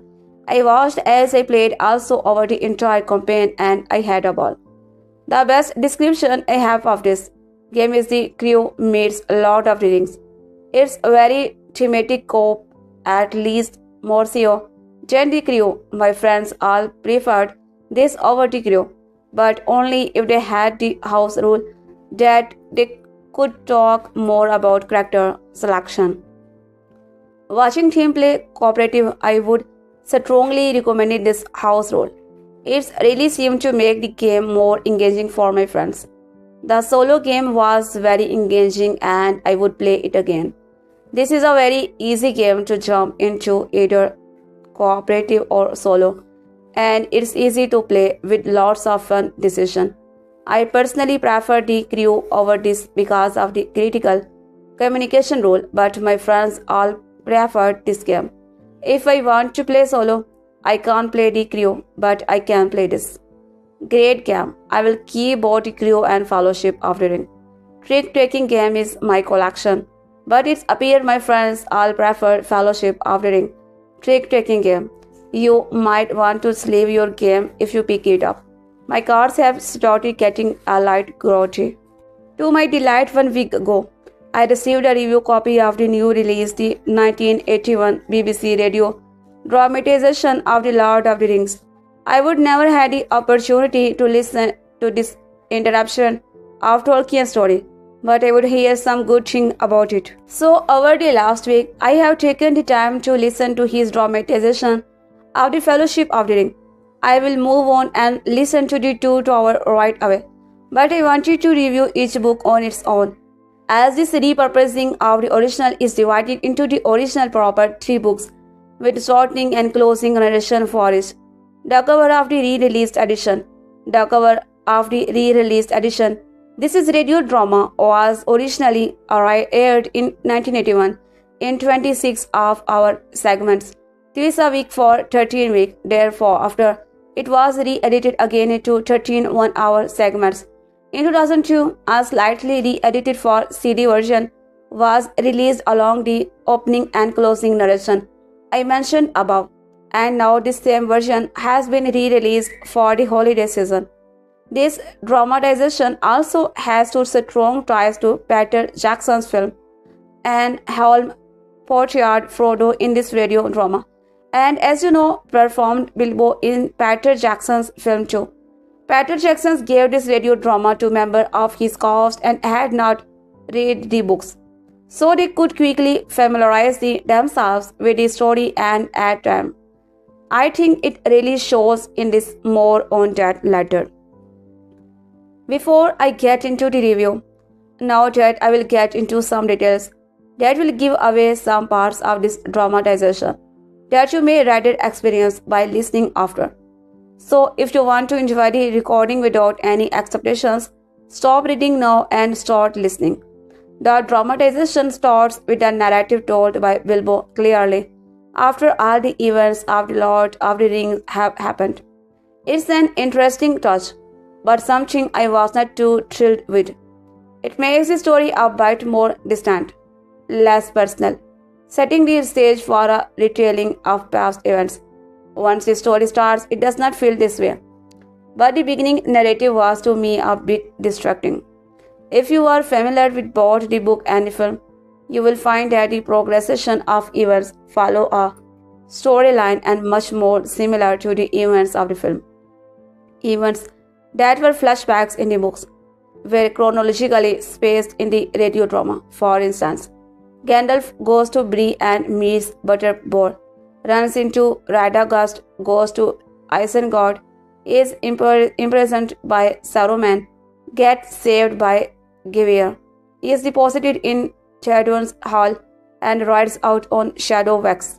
The kind of retold chronology makes perfect sense in a dramatization, and it was quite well done. It was especially nice to have scenes that were not in the film dramatized here. Gandalf's brief scene with Radagast was something I was not expecting and flowed very well within the story. You won't find all of the scenes that were cut out of the film put back here in this dramatization. I was hoping for an earnest portrayal of the Tom Bombadil and the following Barrow Wade scene, but even here those moments were left out of the script. Perhaps one day we will see an attempt to show Bombadil, but honestly, I doubt anyone ever will. He's just too well too Tom Bombadil for so many folks. The acting here is first rate. We of course start with the land home as Frodo. There is more of a grown-up nature to Frodo here than in the film, and it is welcome change to be sure. In addition, Bill Nighy, who most of us know as Davy Jones in the periods of Carrie Bond film, portrays Sam Gaming in a clearly less doltish manner than Sean Astin did in the film. Sam is still a devoted friend and helper to Frodo, but he does not come across as simple-minded as you might expect. Michael Herndon plays a Gandalf that is very simple, familiar to us. As characters go in this dramatization, he is the most similar to the counterpart in the films, warm but strong, compassionate but just encouraging but direct. Dare I say I like this portrayal more than Lan MC Callan. One character that really stood out to me was Aragorn, performed by Robert Stephens. This Aragorn is not the reluctant king to Okamawa we have come to recognize in Peter Jackson's film. This Aragorn has a destiny. This Aragorn is self-assured yet confident. This Aragorn speaks to the nobility of the Dodand. He unmistakably embarrassed his destiny. I have always been a bit disappointed with Peter Jackson's Aragorn, but this Aragorn I like. This is the noble Aragorn that J.R.R. Tolkien created. While the supporting cast of characters is mostly successful, Saruman in particular was set to a perfect tenor, fair but with a foul undercurrent and clearly a wizard who could dupe King Tedon. A few were less than stellar. Gollum, I thought, was a bit too big in voice and manners, though I would wager Andy Serkis was inspired by this portrayal. Legos, Gimli and Boromir were fine, but that's about it. Nothing memorable to set them apart by far. The worst portrayal in the dramatization was, instead of an ancient eagle from Middle-earth's past, he seemed more parakeet with absurd words and corrupt phrases. It was simply bad. Now remember how I told you that Peter Jackson gave a copy of this radio drama to his cast. If they had not read the book, yes, well, I think it definitely shows. Many of the characters in the film have similars, if not downright sameness, to characters in this radio drama. Gollum's scatterbrained mannerisms portrayed by Andy Serkis are definitely here. Gandalf's tone is nearly identical. Galadriel's soft-spokenness is very apparent in both. I certainly don't miss the nuclear Galadriel from the films. And not only in the characters are there similarities, but the scripts are at times outside of the book's written words. Incredibly alike, yet all in all, it's not a bad thing. In fact, the similarities are all good similarities, so I certainly don't dog if at any point for that. While I have only listened to the Fellowship of the Ring, I am certainly giving this dramatization a solid thumb up. I will reserve final judgment until I have finished listening to all three books, but if the first book is any indication, the next two should be clear. Don't forget to enter our contest to win your own box set, or you can click here to check it out of Amazon. The Lord of the Rings was a series that always haunted me as a kid. From certain scenes that I watched that gave me nightmare, to the books that I could not read past the first chapter without being bored. The Lord of the Rings was a daunting series that loomed over me. Now, after many long years, I have actually watched the first movie. The Fellowship of the Ring, I would have go to say it was much better than what I thought the series would be like. The Lord of the Rings was a series that I always made fun for all its constant walking, but after watching the first movie, I can see why it is beloved series for many. The Lord of the Ring, The Fellowship of the Ring is 100% worth a watch. From the plot to the characters to setting, everything melts together magically to weave an amazing tale. Even for a movie that was released over 20 years ago, its effects and stories still hold up today. Now, as a change of style for my review, I will first mention an aspect about a movie. whether it's a plot, character, setting, or like. After a brief overview, I will delve into my thoughts. Second thing, since this movie is over 20 years old, I am going to be discussing spoiler points throughout this review. So if you have not had the chance to watch this movie, give it a watch, then come back here. With that out of the way, let's get started. General thoughts. Before we delve into the specifiers, I want to first get my general thoughts out. So before actually watching the Fellowship of the Ring, my Lord of the Ring knowledge was quite limited. Pretty much only know what happened in the Hobbit and any other memes I saw around. So after watching this almost 3-hour long movie, I have to say that I am quite impressed with that I watched. With all the working the group does, it still carried a solid space, and nothing felt too long or drawn out. The heavier scenes are balanced nicely with some lighter ones, which made the pace feel even smoother when it comes to CGI and the effects. And even today, most of them still hold up, which was a nice surprise. The only time it felt weird was after Frodo was stabbed by the ring wraith and woke up in the 11th town. With how bright everything was, I thought he was in the afterlife. Other than that, it was a solid movie that I really enjoyed. What happened in the Fellowship of the Ring? Now the story takes place 6 years after the events of the Hobbit, where Bilbo begins in the possessions of the Ring. As hobbits are lower-lived creatures, the corruption from the ring takes a much longer time to manifest. After those long 60 years, Bilbo begins to feel the corruption. After using the ring one last time, Bilbo leaves the Shire and his cousin Frodo finds the ring. During this time, we are also introduced to Frodo's traveling companions Sam, Merry, and Pippin. As an intro to our protagonist and the state of the world, I found this little intro great. It was a solid way to introduce our characters, and since I have read and watched The Hobbit, it was a bittersweet farewell to the previous protagonist. Now, skipping a bit, I want to cover a few details that I thought were facepalm moments. Now, I know most of the hobbits don't have experience outside the Shire, but dang is Pippin really bad at adventuring, from causing the ring wraiths to attack because of Baggins, to even revealing Frodo's name in the tavern. Pippin really can't catch a break. At the time of writing this review, I have not seen the other movies, but I hope they get some redemptions. Speaking of some facepalm moments, another moment that really stopped me was when Gimli tried to slice the ring with his axe. I know that the group met together to destroy the ring, but if I could been destroyed by bashing it, it for sure would have been destroyed by now. Anyway, just another observations. Back to some plot points now.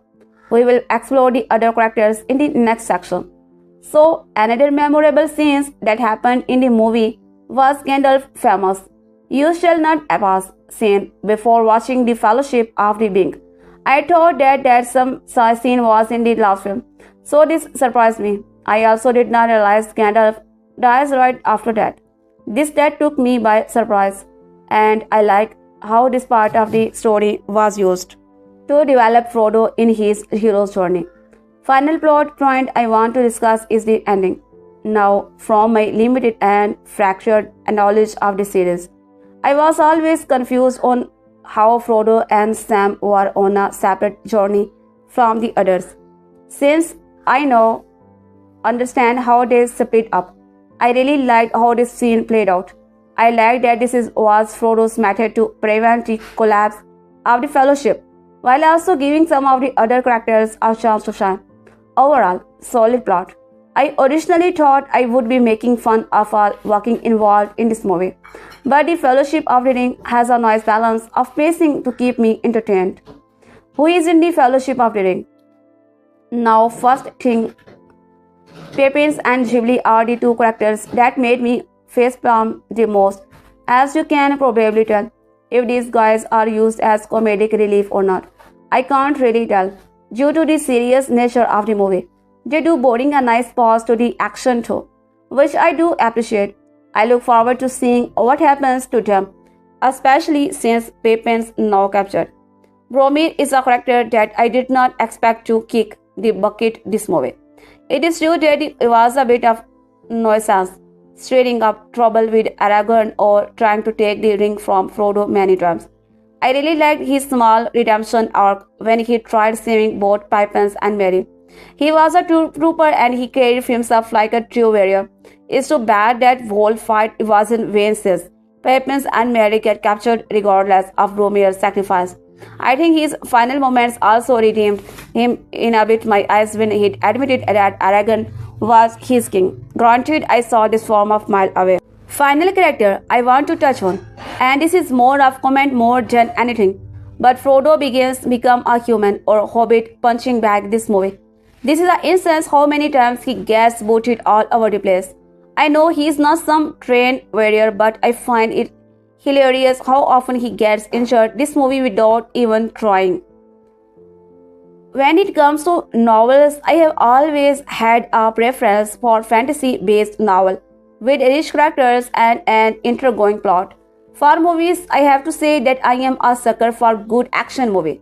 Besides action, a strong plot, great character, and or even strong themes will also attract my attention and provoke my brain for deeper thinking and analysis. And finally, for video games, I definitely enjoy most versions for RPGs.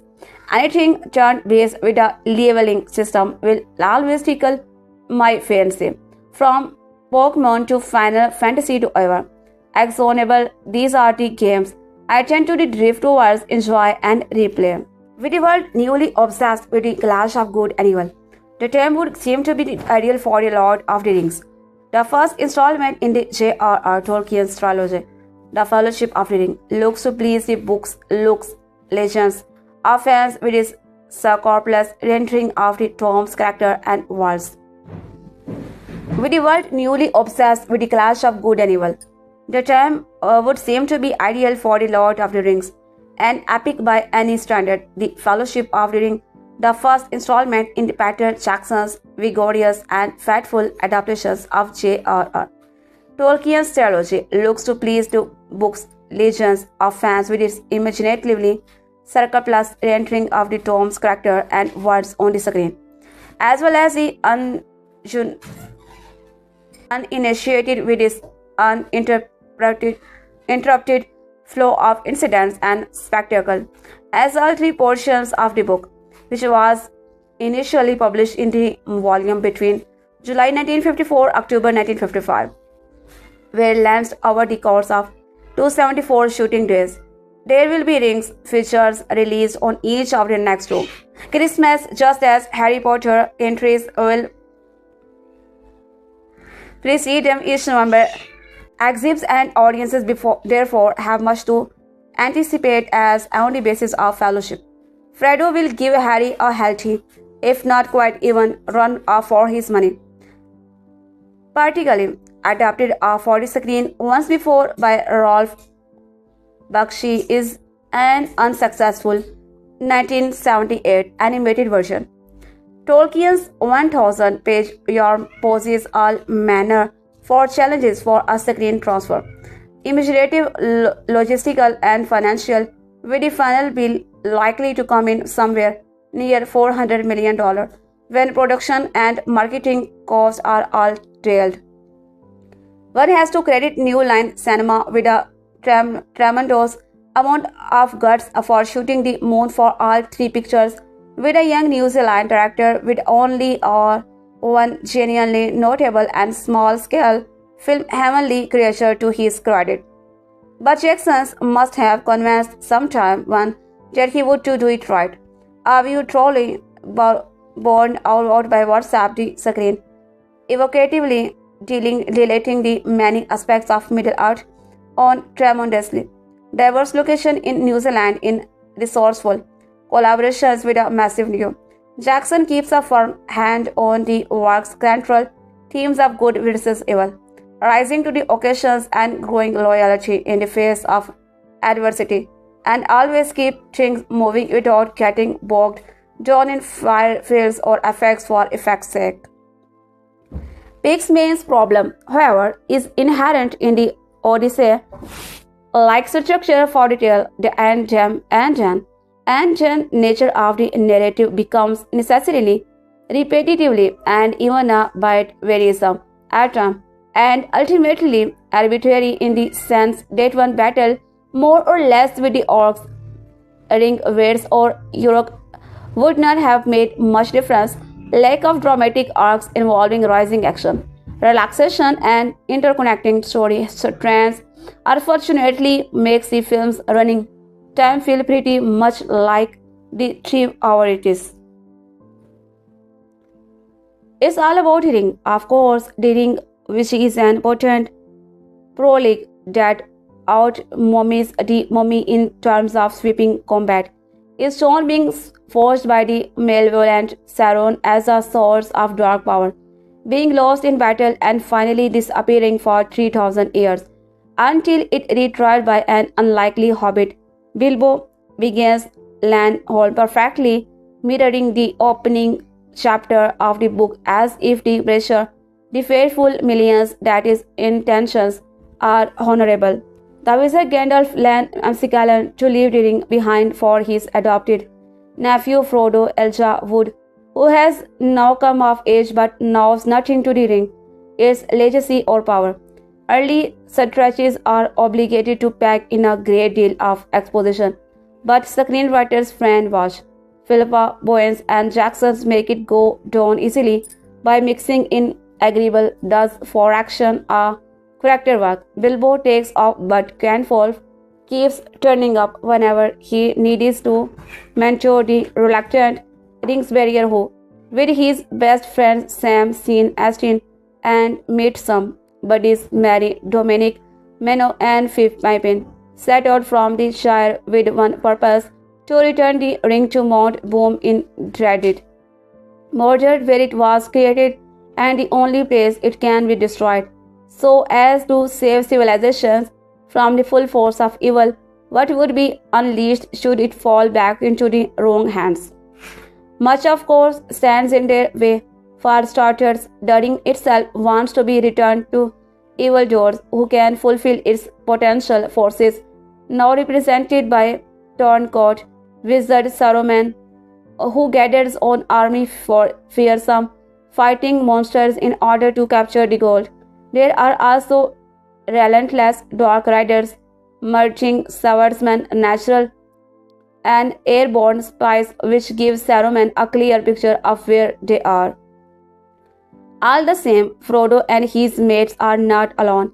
In addition to the essential Gandalf, whose magical power are matched for those who Saruman's joining the Hobbit boys team are human warriors, Aragorn and Boromir, and Legals and stout dwarf battle, Gimli, Johan, Rhames, Davis, as they make their way from the verdant rolling hills of Hobbiton, where one can readily see where the Teletubbies' homeland gods is visual inspiration to the gloriously selected of Rivendell and the complex forest world of Lithorians with its sweeping spiral terraces spun around massive trees. The group receives crucial help from elf Princess Aravan, who has an ever so brief tryst with Aragorn. Her level-headed father Elrond and elf queen, after innumerable confrontation, fights, and close shaves, must cinematically notable and exciting chase in which Aravan, with an injured Frodo on board, outflanks a pose of Dark Rider. Fellowship has its first climax in the mines of Moria, a cross Straven complex of caves and vaulting chambers where the valiant and band is attacked by ghastly orcs, including one giant orc who looks like the illegitimate brother of a supporting player in Harry Potter. Once the group has made its daring escape, is attacked again is a forest, from which Frodo must flee before setting out for Mordor and the sequel, The Two Towers. Fortunately, the episodic narrative does not require non-Tolkienites to absorb all the details and niceties of the author's invented mythology in order to enjoy the tale.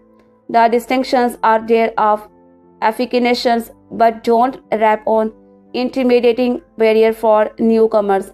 Either way, the world of the ring has been superbly physicalized by the locations.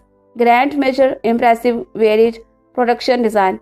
The costume work by designer Nagila Dixon and Richard Taylor, the latter's sensational makeup creature and armaments inventions and the extensive special and the visual effects, which have been smoothly integrated into the texture of the rest of the film, is a non-showify.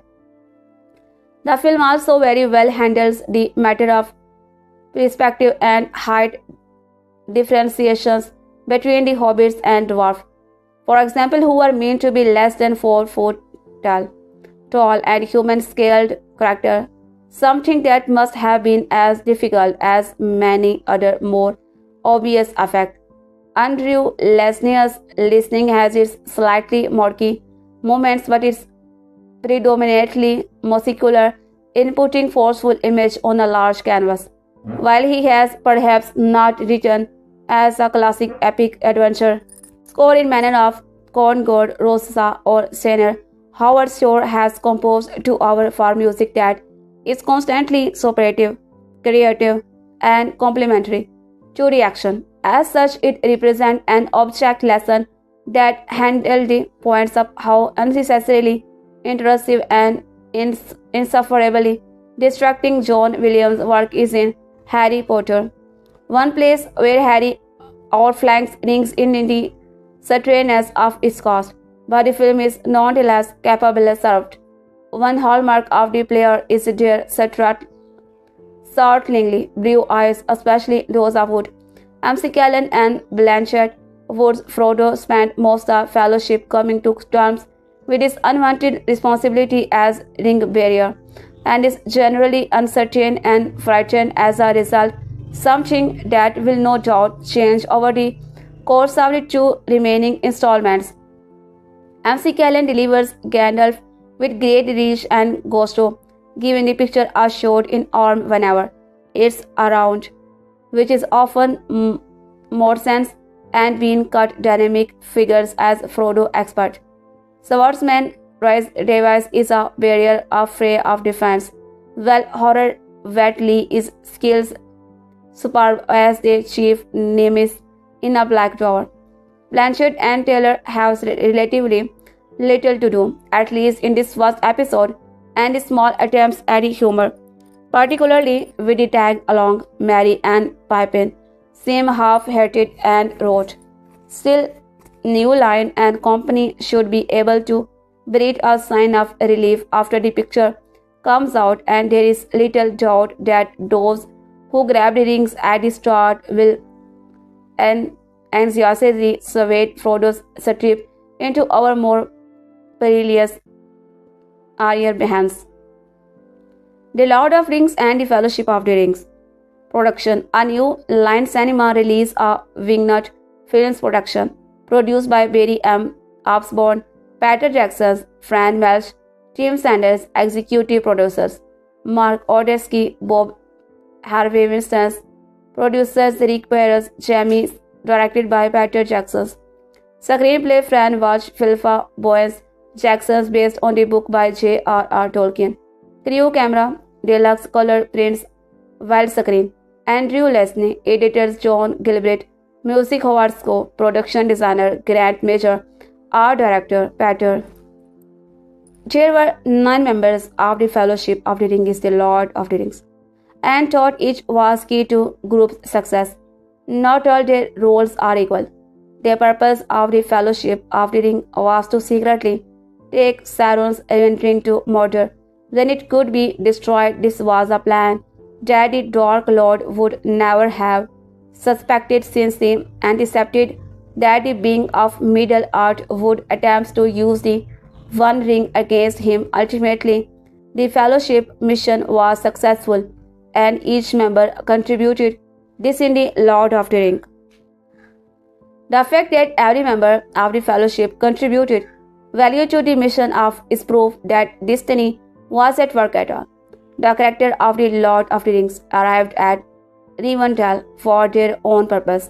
Legolas came with the message that Gollum had escaped Mirkwood.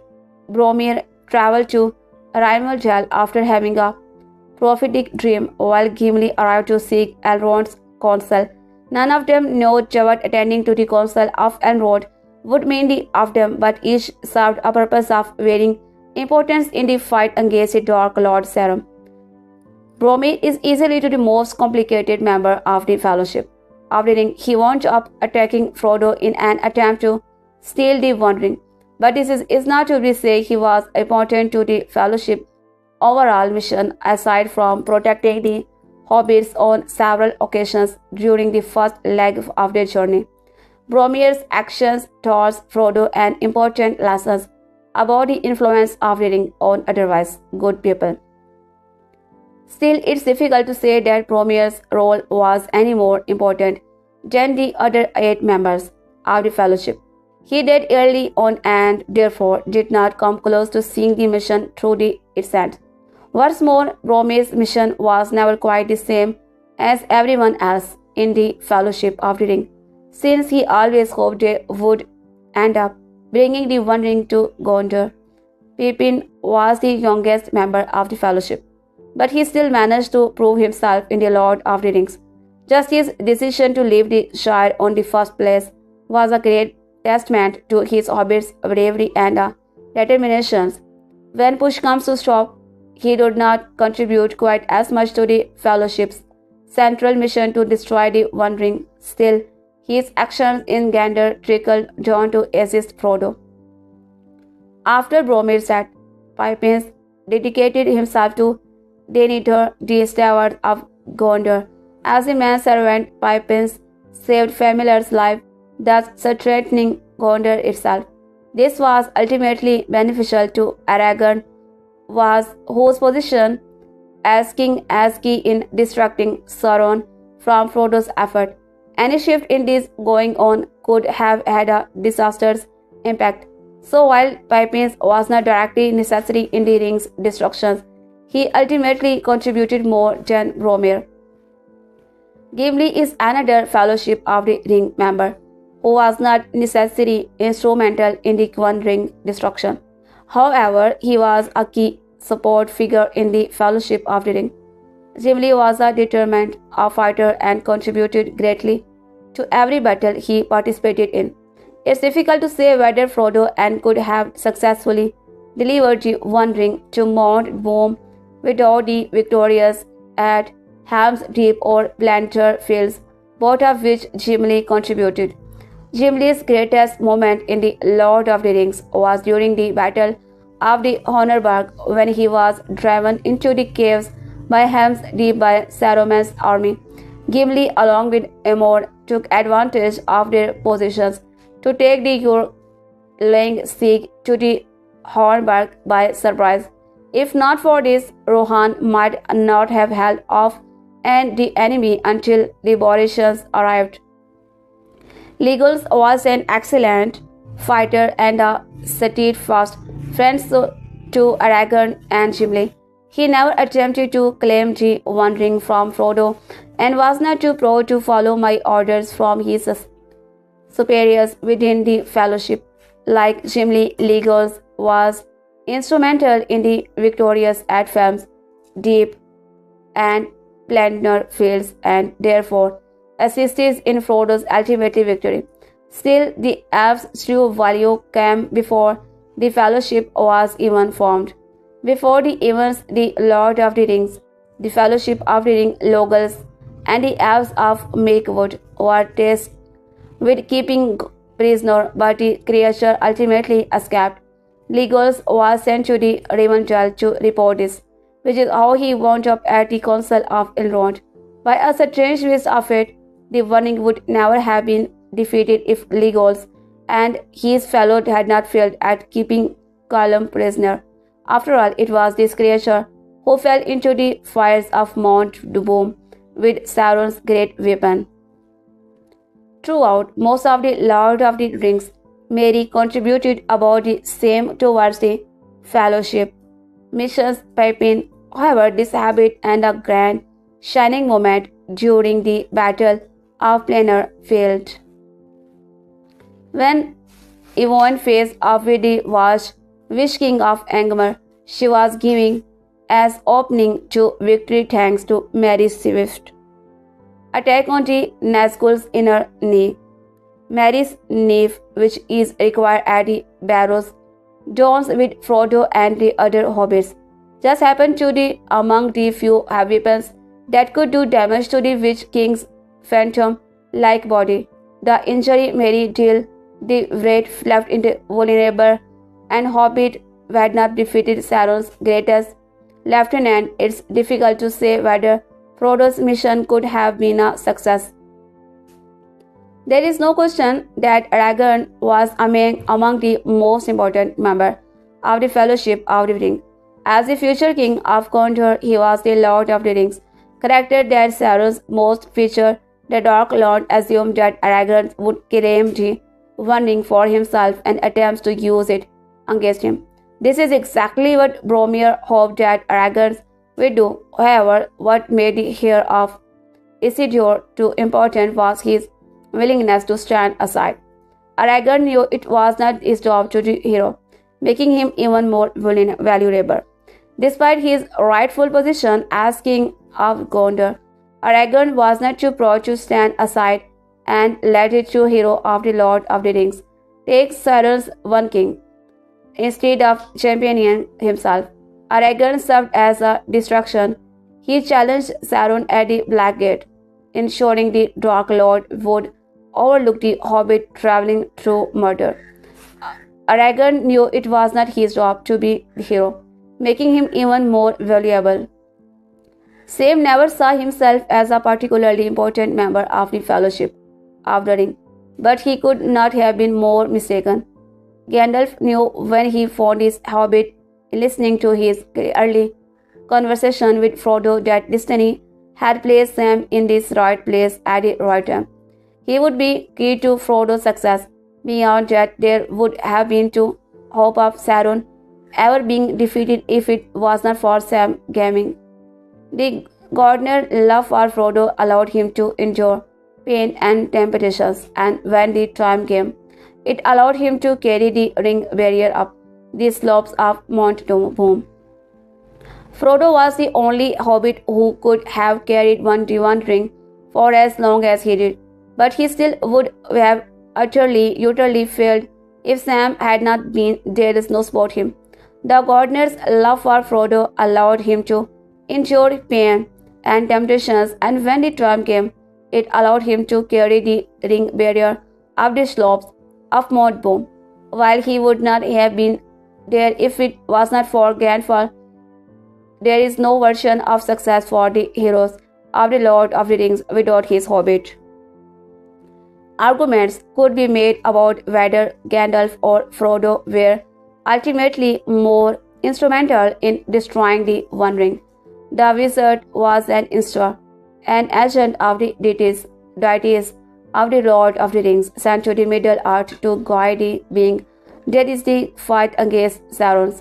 Gandalf was not allowed to take action against the Dark Lord himself, and could only push and prod characters like Frodo and Aragorn based on the design of destiny.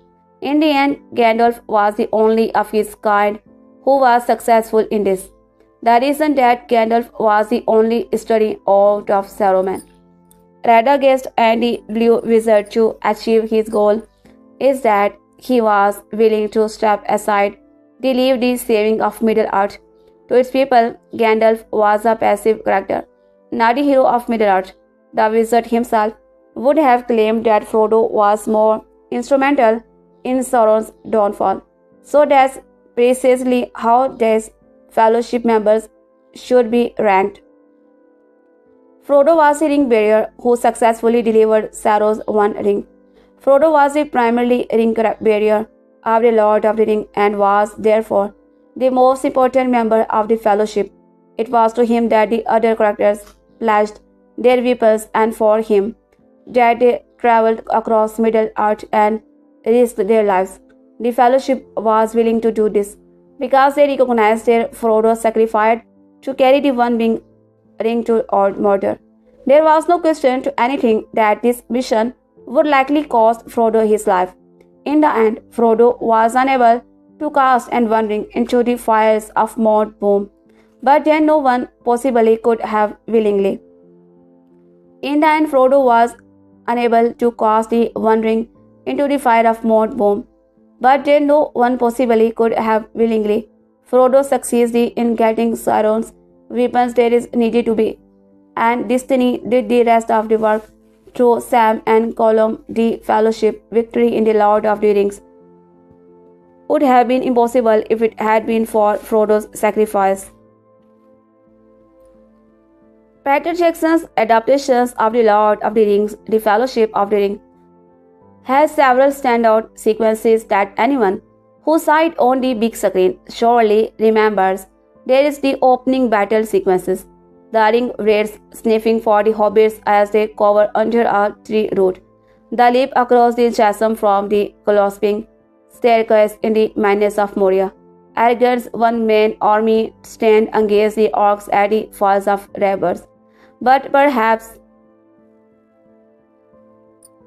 the best scene in the film is the furious chase sequences in which the ring wraiths pursue Arwen across the countryside as she races to get Frodo to Rivendell before he succumbs to poisoning from a Morgul blade. This scene is just as action-packed and thrilling as the staircase sequences, but without the slight feeling that the whole thing might be gravitationally impossible at the back of your mind. It's as dramatic as the battle sequences in the prologue, but features a character audiences already know and love and care about. Even if they have not read the books, it puts the ring wraiths as close to Frodo as the sniffing sequences, but this time they can clearly see him as their hands reach out. It features one unnumbered hero battling the forces of evil, just like Aragorn's number, or more deeply terrifying than any hordes of orcs. Perhaps the most impressive elements about the sequence is how much it was reinvented for the screen.